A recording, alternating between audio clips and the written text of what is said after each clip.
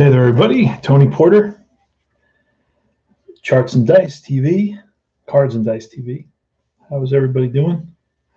And I'm looking at a chart right here. This is the part of the game that really challenges everybody, the runner advancement part. And it comes with this one here, then this one here, then this one here. And of course, you have to look at multiple ratings. You have to look at the arm rating for the outfielder. You have to look at where the ball was hit, which is this one right here. And that gives you a plus or a minus. Then you have to plus or minus the outfielder arm. You have to look and see how many outs, and then you have to see the base runner speed. You know, this is a little bit in line with Stratomatic baseball, but this is the devil for a lot of players. And I've had guys tell me, yeah, I bought the game, but now I'm selling it because I couldn't wrap my head around the base running. So I reached out to I believe it's Chris, and I told Chris, hey Chris, why don't you create an additional little box, a simpler base run, a basic base run, where it tells you that, okay, with 2 outs on this roll, the runner goes to third, or the runner gets the extra base, that sort of thing, right? And that would basically solve the problem of some guys struggling with this part of the game. And also there's some other issues with things that are written with a greater than or less than sign, or no, greater than or equal to or less than or equal to, that sort of thing, which is totally unnecessary. That's like a middle school math class, right? I don't want to see any of that on my cards. It's so simple to say, like, for example, let me give you an easy example, right? Okay. On Yandy Diaz. He is the third baseman, I believe. Oh, no, he's playing first base for Rays and Dodgers. Let me say hello to a couple of guys here. RJ in town. How are you? Bears Den. How are you guys? RJ, I'm following a lot of the Delphi conversation. You're absolutely right. I mean, at least you're being honest. You're not saying, oh, you're saying it's a great game, but hey, if you tidy this up, if you make this a little tighter, it's going to be a better game. And it's not a major thing. It's just the language. Like, let me give you an example how you can say this instead of equal to or greater than and all that stuff. You don't need that. All you have to say is if you roll for range, you check the number in front of to the left of the parentheses, right? If the roll is greater than the number, okay, the ball gets by for a hit or falls in for a hit, whichever way you want to say it. See how simple that is? I didn't have to say greater than or less than or equal to. I didn't have to do any of that. And in other words, I didn't have to write that into the instructions. For the error rating in the parentheses, if the roll is greater than the number, then there is no error committed. How easy is that, right? And again, you can avoid the greater than or less than. It's all over here. Roll is hitter's GDP plus pitcher's GDP plus pivot plus depth. That is for a ground out, by the way. Okay, that's to roll a double play. Anyway, I just want to get started. Now, it's a great game. It's a fun game. I'm not going to deny it. There is, if you don't like to roll dice, it's not a game for you because you better have a lot of dice. I have a different color for every roll, for everything I got to do, and I'll show you how that works. Now, I have some other cool dice that I wanted to share with you guys. I have these. These are very extremely cool. These are they're called double D6s. In other words, you got 1, 2, 3, 4, 5, 6, 1, 2, 3, 4, 5, 6. I just bought black and white because a lot of games use black and white. In particular, a game that I'm playing a lot now, it's Replay Baseball. I'm going back in time and playing the 1980 version of Replay Baseball. I'm going big time old school. All right, so I know that RJL, I was listening to him and last night, and he's getting this. He ordered it. He's got to wait a week or 10 days for the cards. That's fine. You can do that. I wanted them immediately, and I ordered at 7:05, and at 7:10, I printed out the cards and I had my teams. I set up the scorecard here. It's going to be the Rays and the Dodgers. This is game 1 of the 2020 World Series. And I know RJL is going to do this next week, and that's great because at least we can see different results. I did this already, but I used Status Pro. Every year I play the end of the Mets using History Maker Baseball because in August they come out with their season. It's like the preseason. I forget what they call it, but it's 1 month before the season ends. And I get that, and I replay I play like every day the Mets play a game, I play the same game, and I recreate it with the same players and so on. I do that every year, and I also play the World Series every year with Status Pro. It's the first company that comes out with the official game, with the official number, game, and so on, and ratings and all the cards. So I get that right away, and I play that. Then after that, I probably don't play very much Status Pro after that. I do have a couple of replays going with that. Let me see what guys have to say. Tony playing IP is awesome. Too better the game he plays. I will have 220 by the end of the week next week. I hope so. I hope it's sooner than that. Finally got some cardstock to print out the fringe players. There you go. That's the first step, man. Outstanding. Okay. And you know what you can do is like this is what I did, right? You can order the cards, and for example, with Payoff Pitch, the PDF is $9. So what I used to do is just get the PDF, print out a couple of teams because we get all excited, we want to play it.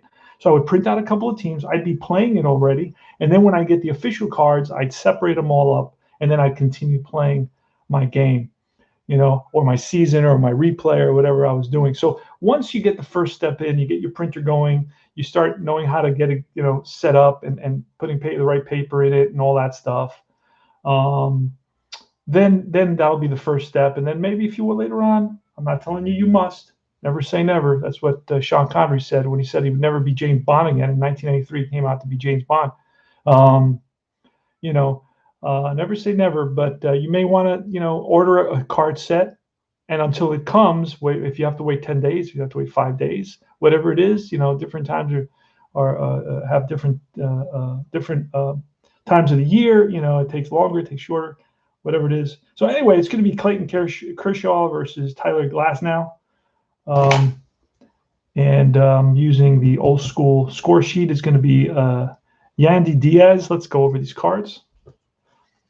Brandon Lau at second base, batting second. Batting third is Randy Arozarena, the DH. He's got good speed. Look at his speed there. Oh, no, actually, no. He has a 3 speed. Somebody had really good speed. I was looking at somebody and had amazing speed. Anyway, maybe it's Hunter Renfroe.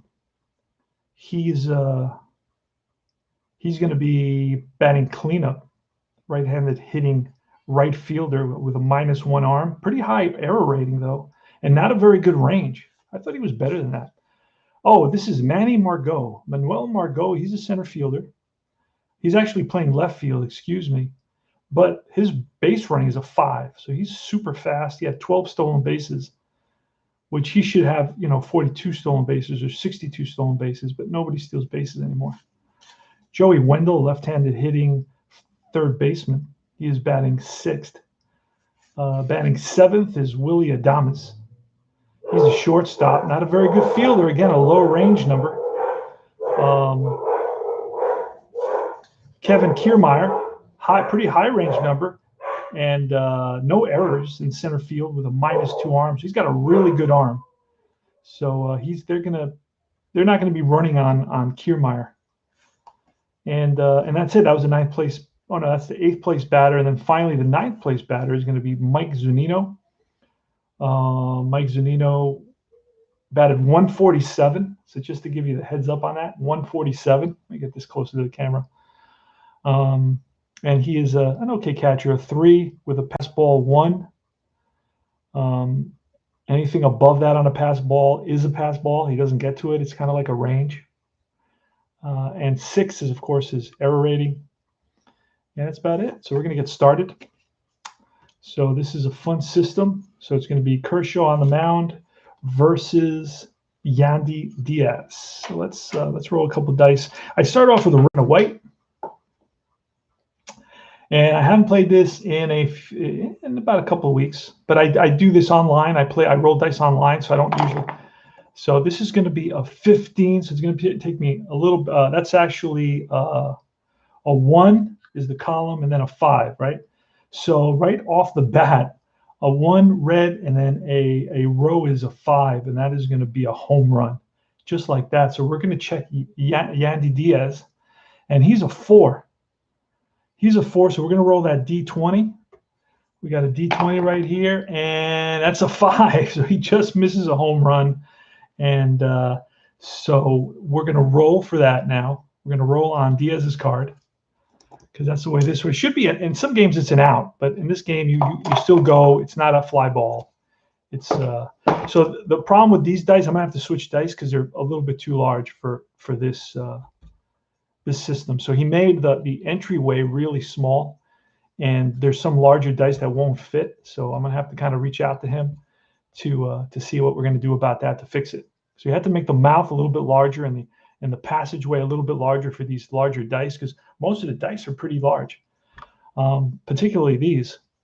So that's a 5-1, and that's going to be a ground ball. It says G3, if you can see that right there. It says G3. So this is pretty easy. This is a pretty easy game to play, okay?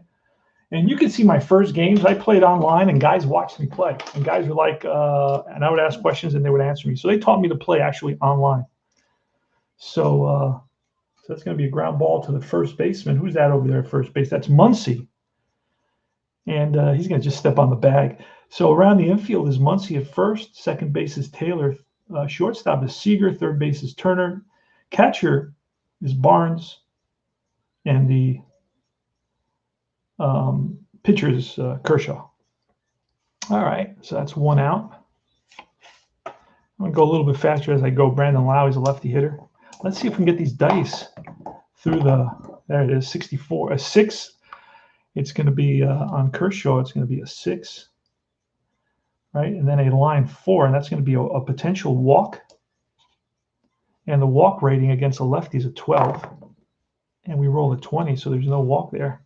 So now we're going to roll on Lau. It's going to be a 4. That got stuck in there. A 4-6. That's a 4-6. That's a flat to right, and in the right field is going to be Betts. I should know that off the top of my head. Betts is out there and gets under it, 2 away. And here's Arozarena. Randy Arozarena. He's got 20s, 20 at home runs. He's got a home run. It's I believe that's a home run. It's to left field. There. What else has he had? He has a home run at 3-1. He's got a home run at 5-6. What else does he have? That's about it. And then he has the 20 home runs. He's got a lot of home runs, but so do the pitchers. It's a crazy season. All right, here's a Arozarena. That's a 5 and 6 is a K plus. And the K is an 11. So that's a 21. It's a 1. It's a strikeout. And that's 3 up, 3 down for Kershaw. All right, so we're going to put the Dodgers to the side, the Dodgers and the Rays, Kershaw and the Rays, and we're going to bring Tyler Glasnow. Glasnow had a 4.08 ERA and 57 innings pitched. Totally meaningless 5-1 record. He's going to face Betts. Let's get him to face Betts here.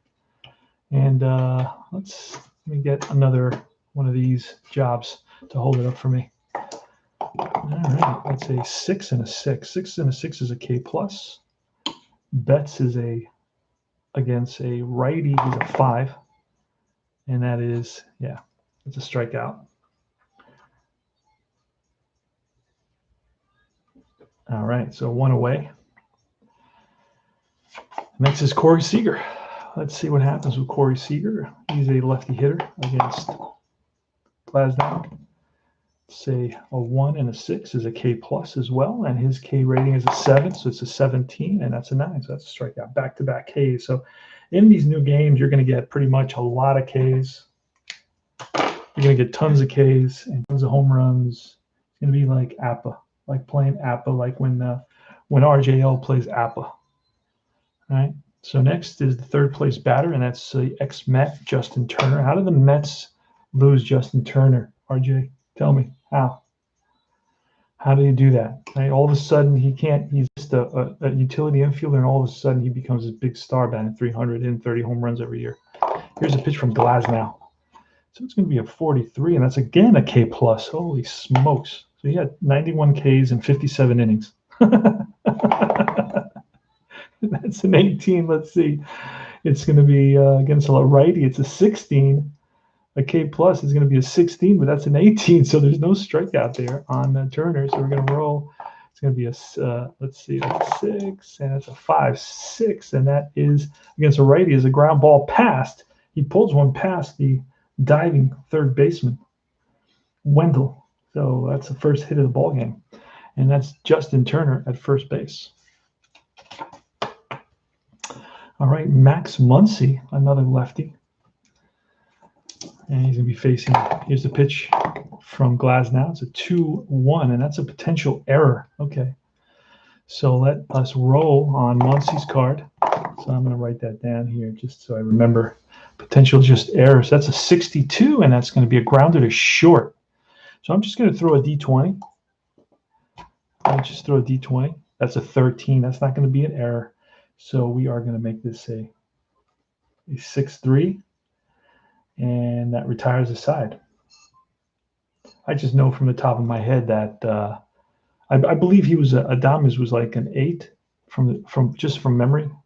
Actually, I have it written down here. Oh no, he's an 11. Holy smokes, that's high. What do we roll? 13. All right, so that's the end of the first inning. No runs, 1 hit, 1 left for the Dodgers. Dodgers are at home in beautiful Dodger Stadium in downtown Los Angeles. There's plenty of stars in the crowd. You can see Quentin Tarantino there behind home plate, and Uma Thurman and her daughter, who starred in the recent Quentin Tarantino film, all behind home plate here at Dodger Stadium in Los Angeles. And here comes Clayton Kershaw, and he's going to be facing Hunter Renfroe in the top of the second inning. That's a 2-2, and that is a strikeout. Walk if he's tired. Hunter Renfroe is against a lefty is an 11, and that is a 3, so he strikes out Renfroe, and he heads back to the bench. He's not angry at all. He couldn't care less that he struck out. It means nothing. It means nothing nowadays. It's like, there's no shame in it like there was before. Every so often you get a guy who breaks the bat over his knee, but that's an extreme, that's a dramatic response. It's going to be a 6-1, so you look at column 6, and 1 is another K. So this is all about Ks. This is like a home run hitting contest. And he's going to be a 6. So this is not an easy guy to strike out. There's no strikeout there. This is Manuel Margot. And so we're rolling on Margot's card. It's a 4-1. That's a star line 2, which is a ground ball to third. Third baseman Turner fires to first, and that's 2 away. And here's Joey Wendell, left-hand hitting third baseman. He's got a 15 error rating, my friends. Hey there, Bears in. A 15 error rating at third base. Holy smokes. And he's like the main guy. He started 50 games. All right, so here goes. Here's Kershaw. That's a 1 and a 2, which is a star line. So that's going to be an out. And star line, I usually use the yellow. I have different colors for different things. I actually know with the star line, I can't remember which one. I use the yellow. Yep. I use the yellow, and that's a 2, and that's, again, a ground ball to the third baseman, Turner. And Turner up with it and throws him out. 3 up, 3 down in the top of the second. No score here in Los Angeles. All right, so here comes Tyler Glasnow. Now, what I did was, and the way I do this, I write down all the pitchers that they used. So I go, those are the guys I use first. I wrote down if they're lefty or righty, so I can still have some strategy. I may mix them up depending on what I need. And then I wrote down all the pinch hitters, if they're lefty or righty as well. They used for each team. That way I don't have to think about it. I want to just use basically the guys that they were using. It makes my life easier. And then, of course, I got the pinch hitter for now. If I need another pinch hitter for whatever reason, or if I need more pitchers, then, of course, I would have to go to game 2 and game 3 and that sort of thing. But you get, most of the cards, and then you got fringe players. But I'm not going to play with fringe players right now because this is just like an exhibition almost. It is World Series. I'm replaying the World Series. I'll be honest with you, I expect the Dodgers to win, but you never know. I think the Dodgers won when I replayed it with Status Pro. I can't remember who won, but I filmed that whole thing, so it's on there. Except I don't think I did the Game 7. I don't know. I had some issues with the recording. And all right, so here comes Glasnow, and he is facing Will Smith, batting fifth. Will Smith hit 8 home runs and 100 at bats, so that is proportionally he would have hit 40 home runs in a season. Okay, think about that. Will Smith would have hit 40 home runs in a season, proportionally, if he had played the whole season, and of course, all things remaining equal. All things are not going to remain equal. Actually, you need to play the game at Globe Field. That's the park that was used for the World Series. Ah, you're right. Wait a second. That's why I need RJ. Let's see if I have that one here. Globe Life Field. You're right. They're in Texas, dude. That's right. All right. So the field is going to immediately change. We're going to jump on a plane and we're flying to Texas. Thanks to RJ to remind me of that. That is a fact. And when I played, well, actually, Status Pro doesn't have a ballpark. The old school Status Pro didn't have a ballpark effect, so I didn't worry about that. But of course, I remember them playing in Texas. My son went to a playoff game actually at the Texas at Globe Life Field. I bought his tickets. They were like $60 each for him and his girlfriend. All right, so it's going to be Glasnow versus Smith. Let's roll our dice here. Again, this is not. I'm going to talk to the designer here of my, because these are huge dice, by the way. These are ginormous. So it works nicely with the small dice, but not with the big dice. So that's a 1-4, and that is going to be a wild. So that's a ball. Here we go again. So 1-5 this time, and that is going to be a K plus. K plus on Will Smith against a righty this time is going to be, it's a 17, and that's a 19. So we're going to roll on Will Smith's card. That's a column 5 and a 1, and that is a star line 4, which is a grounded second. That's 1 out here in the bottom of the second, no score. Actually, the play the game in Globe Field. That's right. That's the park. Through dice may not fit, but it is still lovely. Oh, no, it's beyond lovely, man. It's gorgeous. It's really, really, and the detail on it is mind-bending. The quality is nice quality. A lot of workmanship goes into this. It's nice, painted nice. It's really, really a nice piece. Absolutely. But the larger dice don't fit. So I had to go to a smaller D20, which is fine. I don't care about that. I like to use these dice with inside pitch. I may have to look and see. These are, I think, they call them 16s, I believe. I believe they're 16s. I may have to look at, I think they're called numeric dice. Numeric dice. I may have to look at 14s for numeric dice, see if they have them. I don't know if they have them. I'll check eBay. All right, so who's up? It's, Cody Bellinger, right? Cody Bellinger. Wow. He is some player, 12 home runs and 200 at bats. So he would have hit it. Actually, I'd rather have Will Smith than Cody Bellinger. That's pretty funny to say in terms of home run power, because Cody Bellinger would have hit 36 home runs proportionally to what he did. He hit 12 home runs and basically, Will Smith would have hit 48 home runs in 600 at bats, whereas Cody Bellinger would have hit only 36. Is that funny or what? All right, here goes. Glasnow to Bellinger, who's another lefty. That's a 2 and a 5, and that is a home run. And against a lefty, he's a 9. So Bellinger may get a hold of one. We don't know yet.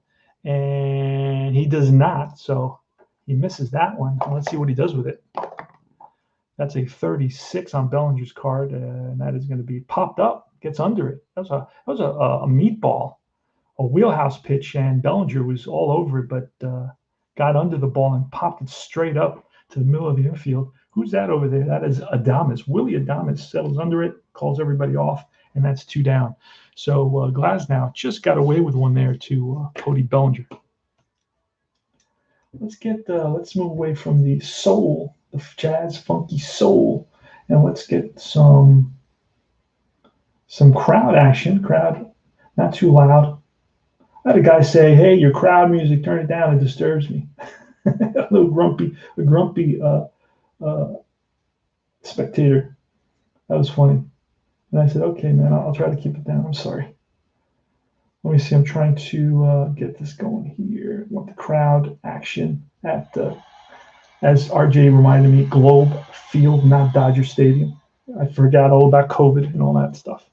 All right, so here comes Chris Taylor. That is a column 3 and a 2, and that is a ballpark. Ba-ba. Here we look at the ballpark. Let's see what happens here. Say 5, column 5, and a 6 is line base hit right field. So a 2-out single for Taylor, and he's on at first with a base knock. Frozen rope goes the opposite way. And here comes Jock Peterson, another lefty with pretty big power. Proportionally would have had 6 times 7 is 42 home runs. Everybody had hit 42 home runs in 2020. It's a joke. They've made the game into a joke there, Robert. Hey, Philip Reynolds is in the house. How you doing, Philip? And you can Philip Reynolds is going to join the league. He's going to be part of a very popular inside pitch league. So that's going to be very exciting to have him as a manager. And now he's looking at he's learning all my tricks because, I'm very open and honest. So he's studying me, he's scouting me. So when he faces me, he knows what to do. But I'm going to have a tough team this year. It's not like my team the first season. The first season, I was like an expansion team. The second season, I got a better hitting squad and a better fielding squad, particularly in the outfield. Oh, man, I got Amos Otis in center. I got Joe Rudy on left, and I got Pete Rose in right field. Yes, sirree. Now, so there's a couple of players I'm looking for in the infield, but I'm going to do pretty good. All right, so there's a runner on first and Jock Peterson. Here goes. So that's a column 1. There is no home runs in column 1, but 3 strikeout pluses, and I hit on 1. So on Jock Peterson versus a righty, it's going to be 21, and we can't not beat that, right? That's a strikeout to retire the side. No runs, 1 hit, 1 left. We go to top of the third. Inside pitch. Cards and Dice TV. Tony Porter. And we're playing inside pitch. Here is Clayton Kershaw. Haven't played this in a little bit, and I do talk about the game and how it's structured, and I explain things when we go into different parts of it. I like to do that. So Willie Adames, let's change this. Actually, you know what? I'm going to do this thing because the batter is secondary in this game, and that is a 3-5. So we're going to look at Kershaw with 3 and a 5. That's a home run. And on Adames again, good power with 8 home runs. He would have hit 8, 8, and 8. That's 24 home runs had he played a whole season. So these cards are really, really, packed with power, right? So let us roll here. We're going to check Adames against a lefty. That's a 10. We got to get that's. Oh, he misses that. So now we're going to roll off Adames. And that is column 2 and a 3, and that is a drive. It's going to be off the wall and played off the wall by, who's that? Bellinger. And Bellinger throw to second, the tag, and he is safe with a leadoff double. So Willie Adames gets a hold of a Kershaw curveball and drives it deep in the gap and bounces off the wall. Played by Bellinger, but he's in there with a stand-up double. Kevin Kiermaier batted .217. Some awful batting averages. Holy smokes. .217, but he only hit 3 home runs, so he doesn't do very much. And he played 50 games, so didn't have much power, didn't have much average, but he did drive in 22 runs, which proportionally would have given him about 100 RBIs. All right, here's Kiermaier. There's no hit and runs on the runner on second, and I'm not bunting because he's already in scoring position. I'm from the Joe Madden school of bunts, of sacrificing. Read up on Joe Madden's philosophy on sacrificing. He thinks it's a waste of time. It's just blowing it out. You get 3 outs and you're going to waste 1. But that's a modern kind of. In the 70s, I do a lot more bunting. In say 70s and 80s. That's more a modern outlook. He's a modern guy. That's a 2, column 2, and a 1. That's a strikeout. And that is a 7. That is a strikeout. So 1 down. Runner still on second base. You couldn't even make contact and move him over, to put him third base. It's like, no, I'm just trying to hit a home run here. I mean, why would I want to do that, right? Here's Mike Zunino, again, another pop. Well, he's not really a power hitter. 4 home runs proportionally. I would say he's got. He would have hit about 20 home runs. So again, not too shabby. That's a column 6 and a 2. Column 6 and a 2 is a ballpark. So we're going to go to Globe Field. And we got a 3, column 3, and a 5, and that is a fly ball, center field. On the run is Bellinger, and Cody runs it down. Got a good jump on that ball.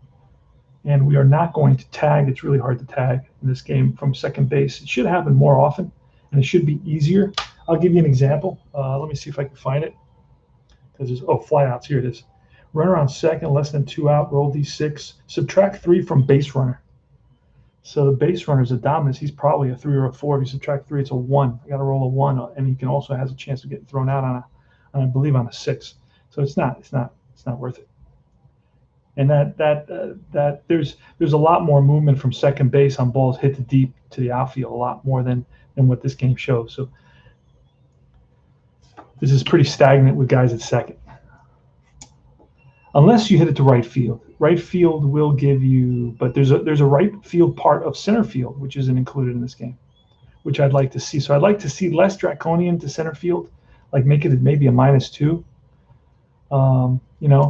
instead of a -3 to center field, because right field has no negative modifier on a fly ball, so you can tag from second to third. So why are you making it so draconian to center field? Because it could be hit to the right side of center field.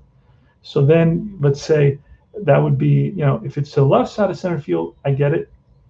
But center field is still, a deep part of the ballpark. That's why on doubles, right, a double to center field. Double to center field is actually a +1. But a double to left field and a double to right field, I guess they consider those balls into the corner, probably, and the corner is a little bit harder to play. A single to left to go to first to third is a -2. To right field, it's always easier to go to third base, so it's a +2. That makes sense. Center field is a -1. So a double you get a +1, but a single you get a -1. And I hate trying to remember that. Just very hard to remember unless you play this every day. And I bet you RJ, who's playing this every day, has that figured out. Yeah, I know. It's tough. It's tough. Pitcher cards. All right, so here comes the top of the order, Yandy Diaz against Kershaw. Probably another strikeout. Most every out is a strikeout. That's a 3-5. No, this again, we roll that 3-5 on Kershaw 3 times. This is the 3rd time. That's the home run roll on him. He's got actually multiple home runs. He's got one at 1-5, one at 3-5, and one at 5-3 ? But the other 2 are straight up where you go right to the batter's card. But Yandy Diaz, the 2nd time he's rolled that, but he's only a 4. So we got to roll a 1 to 4, and that's going to be a 13. So it's not a home run. We're going to roll on Diaz's card. And that's a 5, and it's a 6-5, and that is going to be Starline 1, which is a ground ball second base. They strand a leadoff double. They strand a leadoff double. This is a team that I don't see winning this World Series Game 1 at all. They just don't have the right attitude. They're not willing to sacrifice an at bat, to move a guy over. They're swinging for the fences, driving balls deep, rolling over on balls. Here's Glasnow. We're going to face Austin Barnes. He's number 9 in the batting order. There's only DH in this World Series, so I don't have to deal with that whole issue that there are no pitcher batting cards. That whole thing, I don't have to deal with that because that would frustrate me. I would solve it easy, dude. I would look at the pitchers at bats. Actually, you can't even do that with an American League team because they never batted. So what do you do if they never batted in the American League? Do you go into their college career and see how they batted in their college career? Maybe. I don't know what to do. I would just give them a strikeout. Just move on. I wouldn't even care. Deal with it. I'm not going to beat my head against a wall because there's no pitcher, pitcher hitting cards for pitchers, American League pitchers after the DH was implemented. Like 73, 74, 75, 76, 77, 78. All those guys don't have a pitcher hitting card, and a lot of guys complain about that. And it makes sense to me. I would like a pitcher hitting card too, but what do you base it on? The guy's never batted in the league, RJ. What do you base it on? base it on his college stats, I guess, or his minor league stats, hitting stats. I don't know. I don't know how you do it. All right. So what we got here? We got Glasnow against Barnes. So I'll put Barnes up. And that's a 4, column 4, and a 4-4. And that is going to be a range play. Ooh, I like those. Okay, those are easy to figure out. And on range play, I throw a green die. I do it that way. So we're going to roll on Barnes's card. We're going to first, let's try the column first, the 6 column. Then the, okay, 6-6, I know where that is. And now it's going to be the ground ball to the second baseman. Let's see if you can get to it. Who's that? The second baseman is Lau. And he is a range 3. So anything above a 3 is going to be a base hit. And it's a 6, so it is a base hit. So Barnes with a single.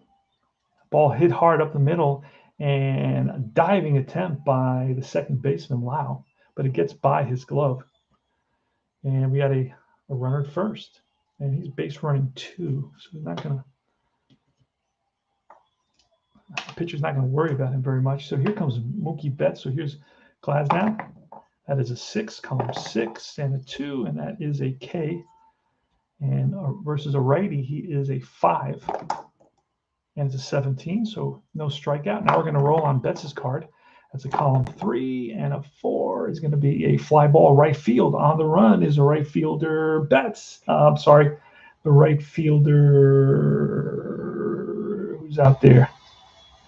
Renfroe, and he tracks it down. 1 out, bottom of the 3rd, no score. Runner on first, Seager. Corey Seager, he had a great World Series. He had a great World Series for me when I replayed this back in October or November with Status Pro. That's a column 3 on Glasnow. And a column 3 and a 6 is a K+. That's going to take us to a 17, and that is a 7. That's a swing and a miss. Corey Seager. Down on strikes. And it's Justin Turner. Oh, I wish Mets had Justin Turner. But you know what? Justin Turner was a third baseman. Who did they have at third base? Hey, Dan Douglas, welcome, my brother.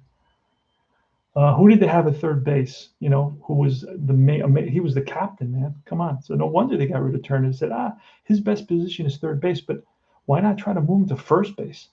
They did have what's-his-face at first base. It was that big, lanky first baseman that they had for a bunch of years, particularly he was always injured, though. He was always getting injured. But he was a home run hitter, low average, big home runs, 30 home run guy, first base for those like 14, 15, 16. That's when they got rid of Turner because they had a first baseman, so they thought. And then they had, of course, a third baseman who immediately got injured. The minute they traded Turner away for nothing, the minute that happened, Wright got hurt. He hurt his back. His back started to ache, and he started taking more and more time off. So that was depressing. Anyway, Justin Turner should be a Met. And 2 outs, runner on first, and here's Turner with good power. It's a pitch from Glasnow. And again, these are gigantic dice, so it's going to be a column 2 and a 5, and that's a deep drive off the bat. Now, again, it's not a deep drive. It could be a deep drive. We don't know. We're going to have to roll. We're looking at the home run number. That is a home run. The home run number is against, Turner didn't hit a lot of home runs. Wow. Turner had 4 home runs. Against a righty, it's a 4. Oh, and I didn't even, what is Globe Field is a 0. Okay, I didn't look at the +2 on the walks. Okay, I forgot to look at that. That's a 15, so that is not going to be a home run. And now we're going to roll on Turner's card. It's a column 3 and a 2. That's lined and caught by the first baseman to retire the side. So Justin Turner lines out to Diaz. And we go to the top of the 4th inning. No score here at Globe Life Field in Dallas, Fort Worth area, Texas.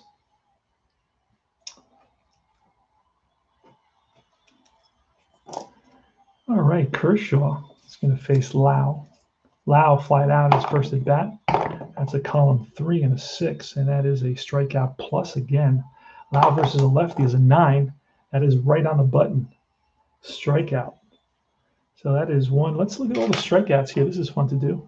I do them in red. I have fun doing this. My wife calls this my adult coloring book. I say, yes, this is my adult coloring book. Leave me alone. Leave me alone in my fantasy world. Reality's too ugly. All right, so we got 4 strikeouts there. Let's see how many for. I haven't even looked at batter's face. I couldn't even care less about that. Nothing's really happened in this game anyway. Just a couple of singles. But we have a pretty good game going here in the top of the 4th. There we go. Those are all the strikeouts, so you can see how the game is going. A Rose Arena. He's a monster. He's a beast. A beast from the Caribbean. That is a column 2, and a column 2 and a 6 is a strikeout. We're looking at an 11, and that is not a strikeout. So that's a 1, column 1, and a 3, and that is a drive in the gap.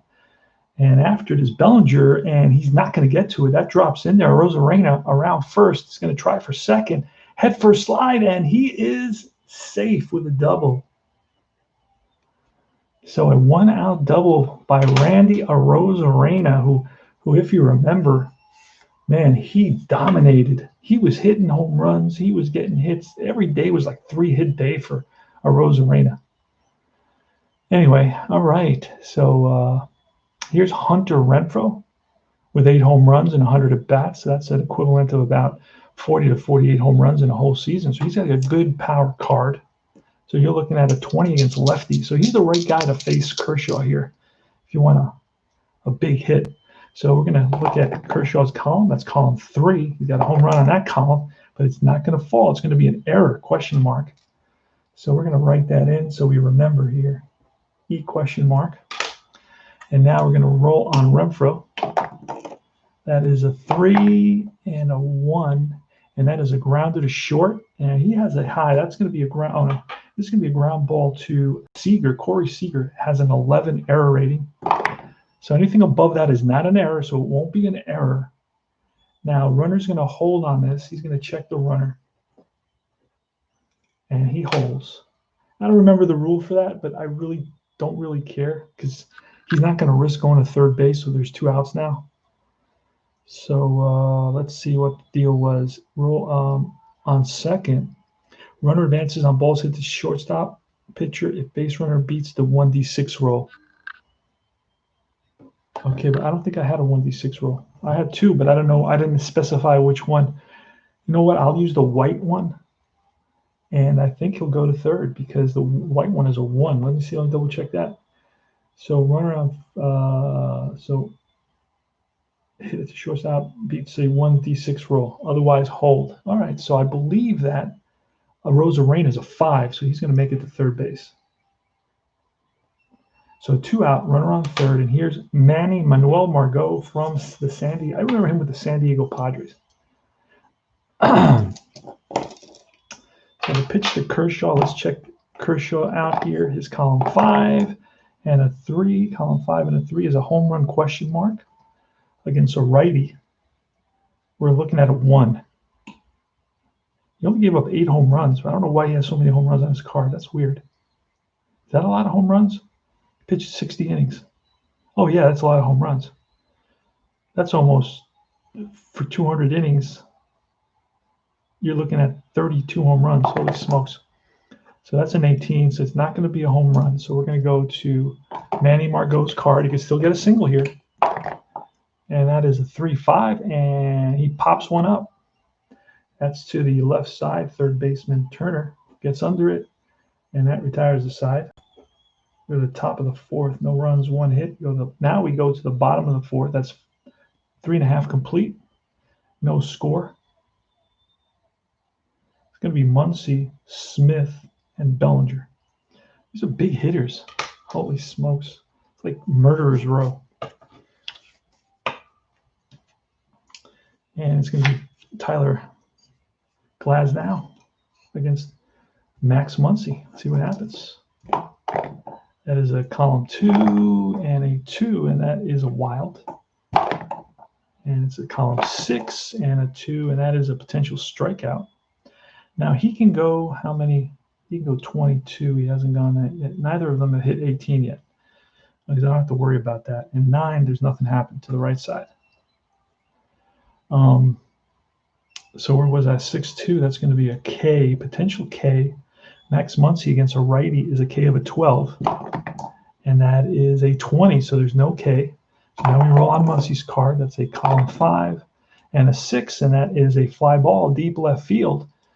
So Muncy goes the opposite field with a fly ball, but getting under it is a left fielder, Margot, for out number 1. We're playing the 2020 World Series with Inside Pitch that came out yesterday. I wanted to jump all over it. It's going to be column 2 on Glasnow, a 2 and a 3. And that is going to be against a lefty. Will Smith is a righty.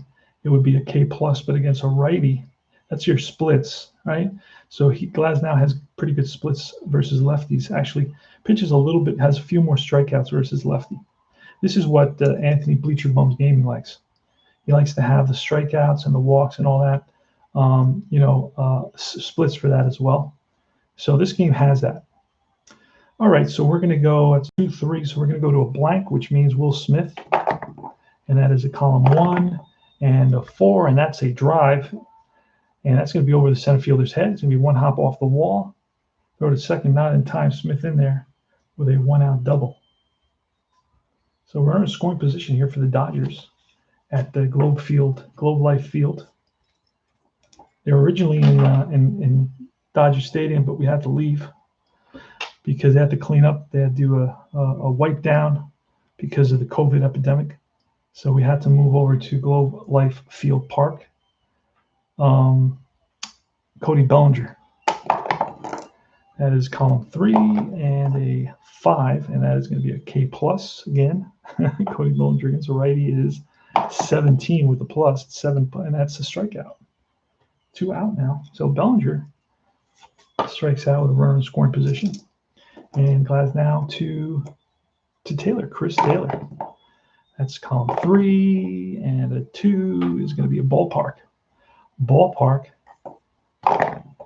And that is a 6, and a 1 is a star line 1, which is a fly ball. Can of corn center field over is Kiermaier, and he squeezes it out. No runs, 1 hit, 1 left.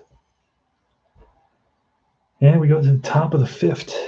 Whoa, no score. So we got a pitcher's duel, 2020 home run hitting contest pitcher's duel. And I like to do my base hits in green. There's 1 there. So the Rays have 2. And the Dodgers have 4 hits. And I got another strikeout, right? Another strikeout to keep track of.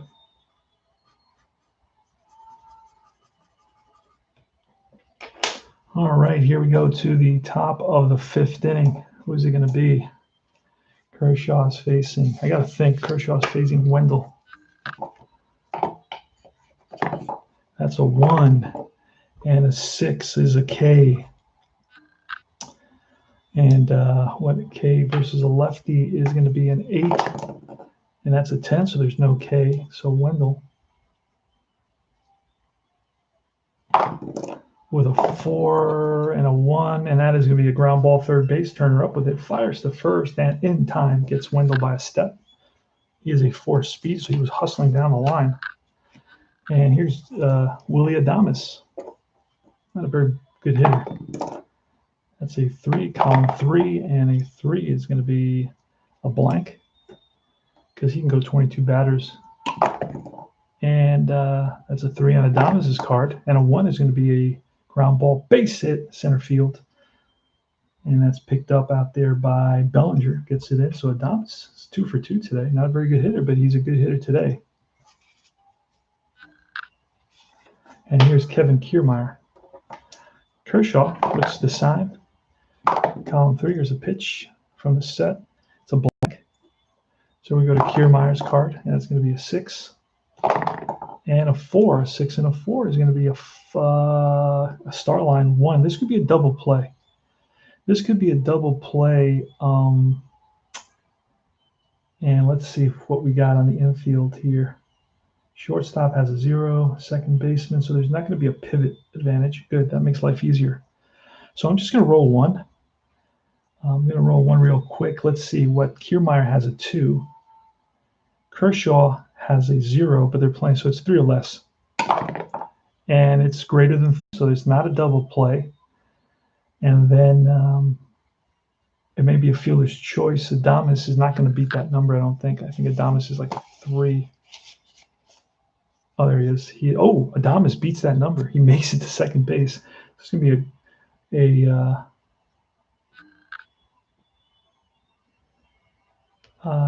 totally blanked out on who it was to. I can't remember if it was the second base, but it doesn't matter.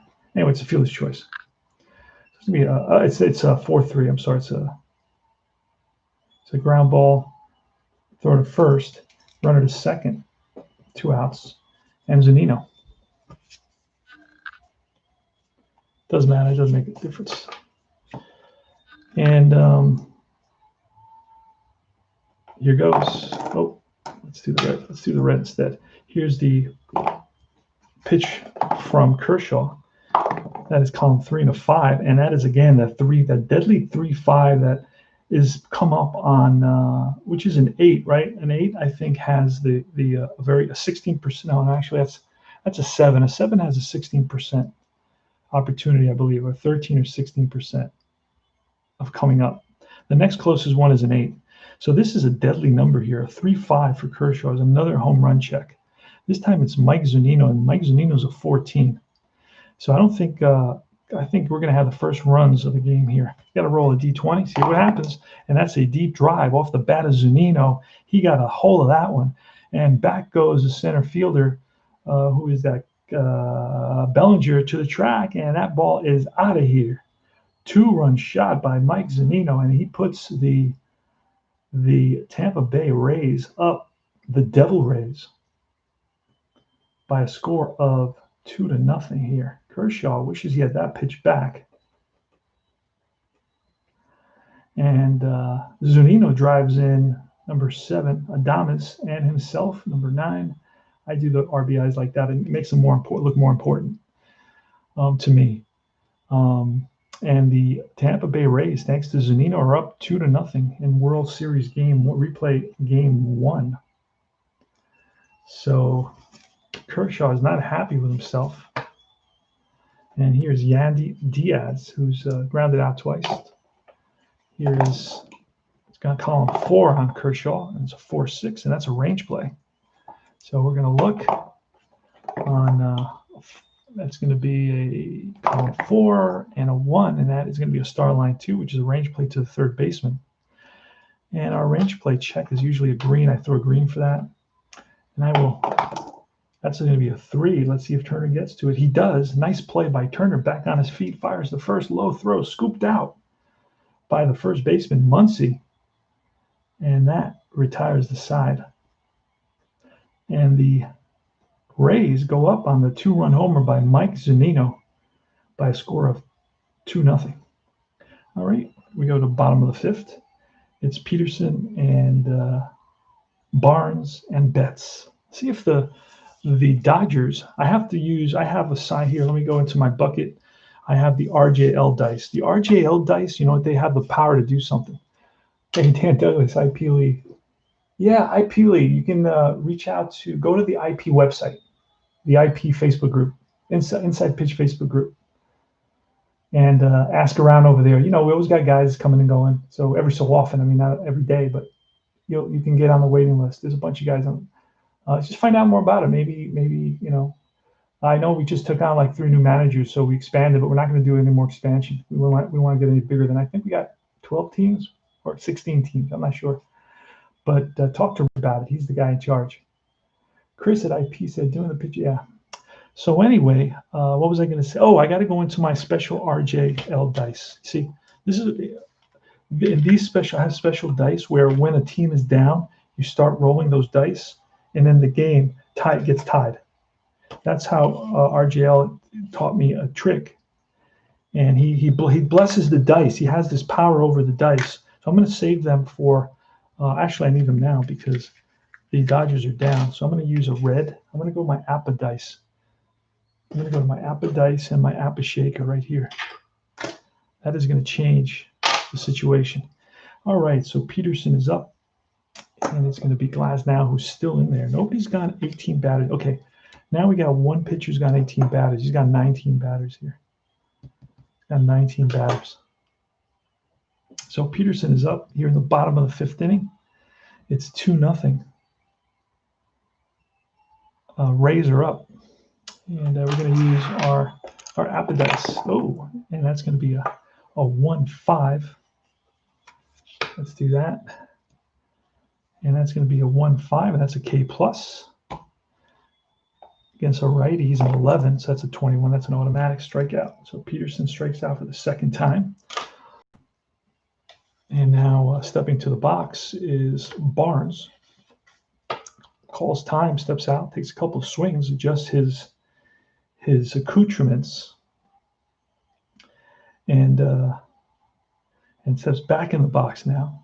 Tyler Glasnow checks for the sign. He winds and deals. And that is a 1-5. And that, again, the same number again is a strikeout plus. With Barnes is, again, a 21. That's an automatic. It doesn't matter what it is. Back-to-back Ks. So Glasnow comes out, power pitching, looking like Nolan Ryan in his prime. And here comes Mookie Betts. Now, Mookie Betts is not an easy guy to strike out if you're a right-handed pitcher at all. So my comeback dice are not working. That's a 3 and a 2. That's a ballpark result. So that's a ballpark result. So we're going to roll there, and that is a 1-5 on the ballpark, and that is fly ball left field. On the run is the left fielder Margot, and he tracks it down, and that'll do it. For the bottom of the fifth, no runs, no hits, none left. We go to the top of the sixth inning. All right.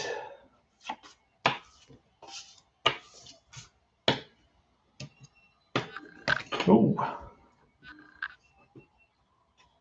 Yeah.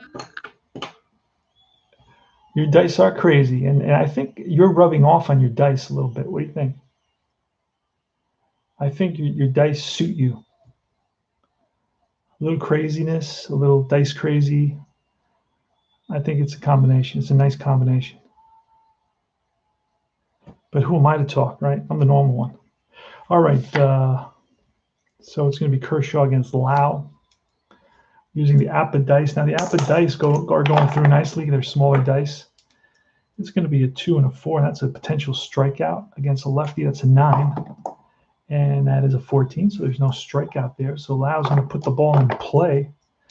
And that is a 4 and a 5. And it's going to be a ground ball to the shortstop. Seager scoops in, throws the first, 1 away. 2-0 Rays here in the top of the sixth inning. And it's going to be a 5-4. Is going to be, again, a strikeout against the lefties, an 11. And that is a strikeout. Rosarena goes down swinging. He doubled in the fourth inning. That's the second strikeout of the day for Rosarena. He struck out in the fifth as well. And with 2 outs, here's Hunter Renfroe. And that's a 3 and a 2, and that's ballpark. The Globe. And that's a 6 and a 3-6, and that's popped up. Behind the catcher, throwing his mask away, is Barnes under it and makes the catch. 3 up, 3 down. We go to the bottom of the sixth.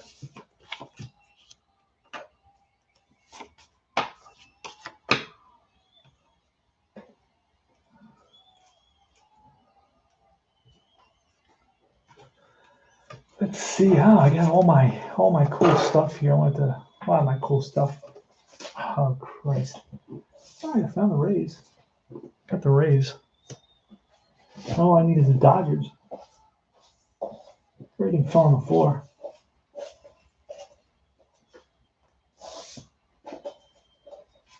I like when stuff falls on the floor because I usually can find a pistachio. You know, I eat a lot of pistachios, and every so often I drop one. So whenever like I lose a card or something falls on the floor, I find a couple of pistachios. So it's good. All right, Dodgers and the Rays. And I'm pretty lazy. So this is what I do with my scoreboard, my little mini scoreboard. So I got the. So what I do here, home are the Dodgers. So we're gonna pop them in there. Push them up a little bit. Here's the score here is 0. 0 for the Dodgers. And I didn't set this up, but I'm setting it up now with you so you can see how it works. And then we're in the bottom of the 6th inning. Somebody should design one. You know what? I'm going to talk to the guy who designs the towers. See if he'll design me a nice scoreboard, like a professional looking scoreboard where you can like adjust certain things or just pop little cards in. I would pay for that. I would pay $40 for that easy. Okay, hold on. There you go. So let's put this to the side now. Let's roll this to the side. Oh, Jesus. Let me get look for another one. Hold on a second. Okay, this is a better one. I think RJ has like a little plastic little that he did for this. There we go. All right. All right, so here are the Rays, and here are the Dodgers, and the score is Rays 2-0. So it's just it reminds me to kind of check in and tell everybody what the score is here in the bottom of the 6th. Let's see if, and Kershaw picked up another, and Kershaw is now tired, I believe. Kershaw was at 22. I didn't write it down, but Kershaw can go 22.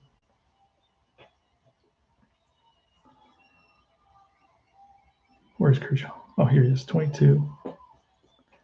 And Glasnow can go 22 as well. So both starters can go 22. And they're almost there. Glasnow has a bunch of strikeouts as well.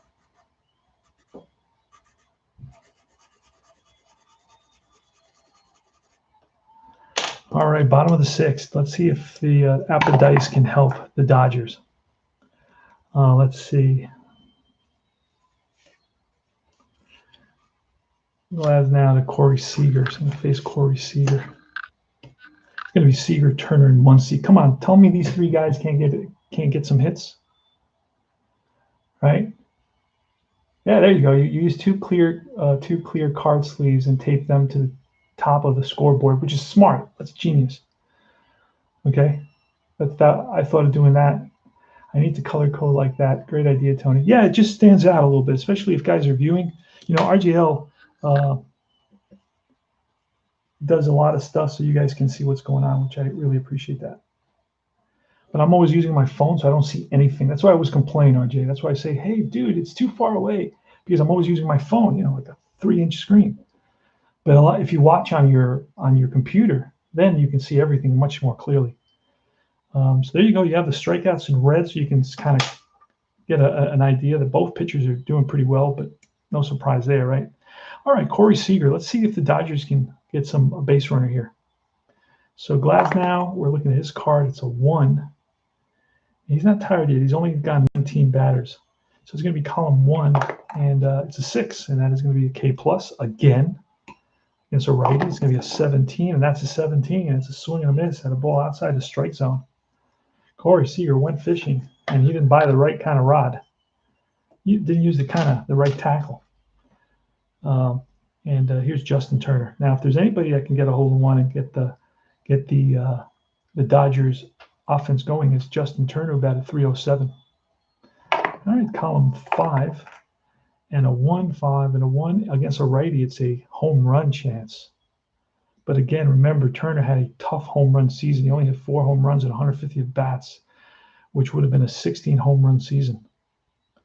So we're gonna have to roll really low to get a run up on the board and we roll a 17, so there's no home run there. So now we're gonna look on Turner's card. It's a 3-5, and it's a star line 2, which is going to be a fly ball center field. on the run is Kiermaier, and he tracks it down. Kiermaier looking good. He got a good jump on that ball, read it well right off the bat. Good job. Kiermaier is, well known for his defensive prowess. And here's Max Muncy. Max Muncy with 2 outs. He's a cleanup hitter. And we're looking at Glasnow's card first. It's a 5 and a 4, and that is a strikeout plus. Again, strikeout plus. So here it's going to be, that's an automatic strikeout. And that retires the side. Muncy down looking. You can make the automatics down looking and make everything else swinging, right? You can do that. That would be an easy way of doing that. But I don't know if it would come up enough times. Or you could just make every plus sign. But there seems to be a lot of plus signs nowadays. So he's got 1, 2, 3, 4, 5, 6, 7, 8, and he's gone 18, 19, 20, 21, 22. So the next batter is going to be tired, and both pitchers are now tired. Okay. Now I have guys in the bullpen. Now, if I want to keep this realistic, I would pull these guys right now. But since it's my league and I'm commissioner, I'm going to push them just until they give up their first hit. Once they give up their first hit, I'm going to pull them. I'm going to do it that way. I already have the actual relief pitchers who were used. I have them set aside, and I have them kind of named for both teams. So it'll be quick and easy for me to be able to do that. I don't have to be thumbing through every card. And that's one of the things I think is critical when you set up these modern games, because that's going to really slow down the game with all the pitching changes and going lefty righty matchups and all that. So we're going to let the starters go. It's the 7th inning. Let's check our scoreboard. Held together by rubber bands. Looks like real Wright brothers. Like when they created their first airplane, the whole thing was held together by rope and string and Elmer's glue. I don't know if that Elmer's glue, but anyway, all right. Margot is up. So it's going to be Kershaw versus Margot. So the first hit, we start pulling pitchers here in the 7th inning. And then, of course, we're going to have the homage to RJ in the 7th inning stretch. I always do that, especially when he's around. I got to do a whole thing for him. So here is Kershaw looking. That is going to be a 4 and a 1. That's a strikeout. Margot versus a lefty is a 6. And that's a 1. Strike 3. It's a big curveball. Gets Margot way out in front. And that's another K. Holy smokes.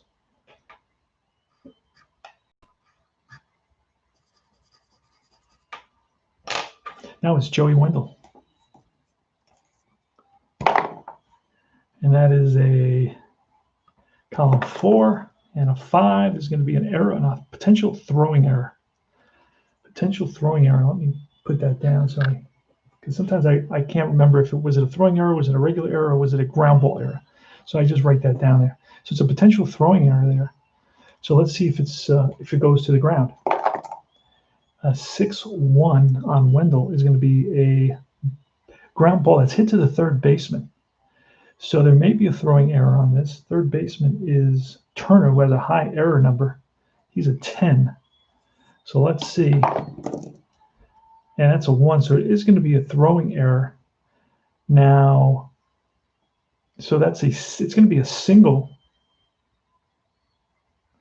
And that's one of the things that you got to stop and you got to look. So it was an S5. So throwing error, S5. Right here.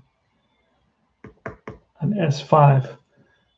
So that's going to be a single, and he goes to second. Oh, no, it's up here. A single, he goes to second on the E5, but on a throwing error, don't you have to roll? You got to roll on, I can't remember this. This one has so many parts to it. It's such a pain in the ass. You got to check the base runner's speed, and you got to check if the first baseman can actually save the error on this, right? So the first baseman is a 2. So if I roll a 2 or less, there is no error. He scoops the ball, he blocks the ball, and of course, then do I have to check? Do I have to check if the base runner's speed is faster than this roll? He may not go to second base if he can't get over there. Or am I wrong on that? I can't remember. That's yeah, right. Roll the range for the receiver. I did that. I got a 6. But don't I have to check the? So it's like for a simple thing like an error, I got to check like 5 different things or 3 different things. Just ridiculous.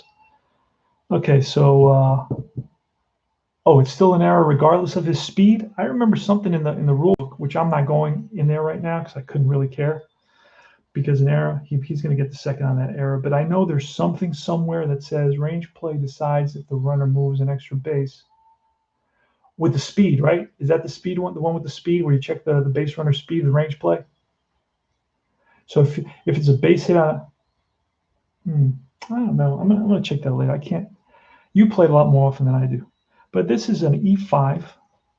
So Turner is going to be the hitter is going to be granted a single, but then the throw that was offline and Muncy wasn't able to get to is going to allow the hitter to make it to second base, putting a runner in scoring position. So this is a potential insurance run for the Rays right now, and it's Willy Adames. And like I said, he's a righty, so we're going to bring in a righty. We're going to bring in a righty, and I do a whole bunch of things here for my pitchers. I get a couple of different pens, and I put the. All right, so that's a new pitcher. So Kershaw went 7 1/3, 7.1, and he's going to be out, amigos. And who we're going to bring in a righty? It's going to be Baez. Pedro Baez. So here comes Baez. And he's going to face Adames. And then I'm going to have a lefty and then a righty. So I have a plan. There's one out. We're on second. Dodgers are down by 2. So I have a defensive plan. So I'm going to, here we go. We're going to do Willy Adames. And here's the pitch from Pedro Baez with a runner on second. That's a 6, column 6. And a 3 is going to be a tired single, but he's not tired. He just came into the game. He can face 4 batters. And so we're going to roll on Adames' card, which is going to be a 6 and a 5. And that is a line drive base hit to right. Now, question is, will Wendell is a 4 base runner. Base hit to right. That's a whole thing here. A base hit to right. Let's see. Second to home. Base hit to right is a +1, so he's a 4. That makes him a 5. My right fielder is a -2, so that makes him a 5. He goes to a 3. There's no 2 outs, so it's a 3. So now we're going to roll. We need a 3 or less. And if it's a 6, he pretty often gets thrown out. He's not going to make it. He's going to hold. I like the fact that he holds at third base on that. So they put the red light on him. The third base coach with both hands up. They're going to hold Wendell at third, and that puts runners on first and third. And here comes Kiermaier. Now I was going to walk Kiermaier if I would have gotten that out, but I did not get that out. So now I'm going to go to the bullpen again. Although there's a rule that the lefties have to face 3 batters, right? Or is it any relief pitcher? I think it's any relief pitcher has to face 3 batters.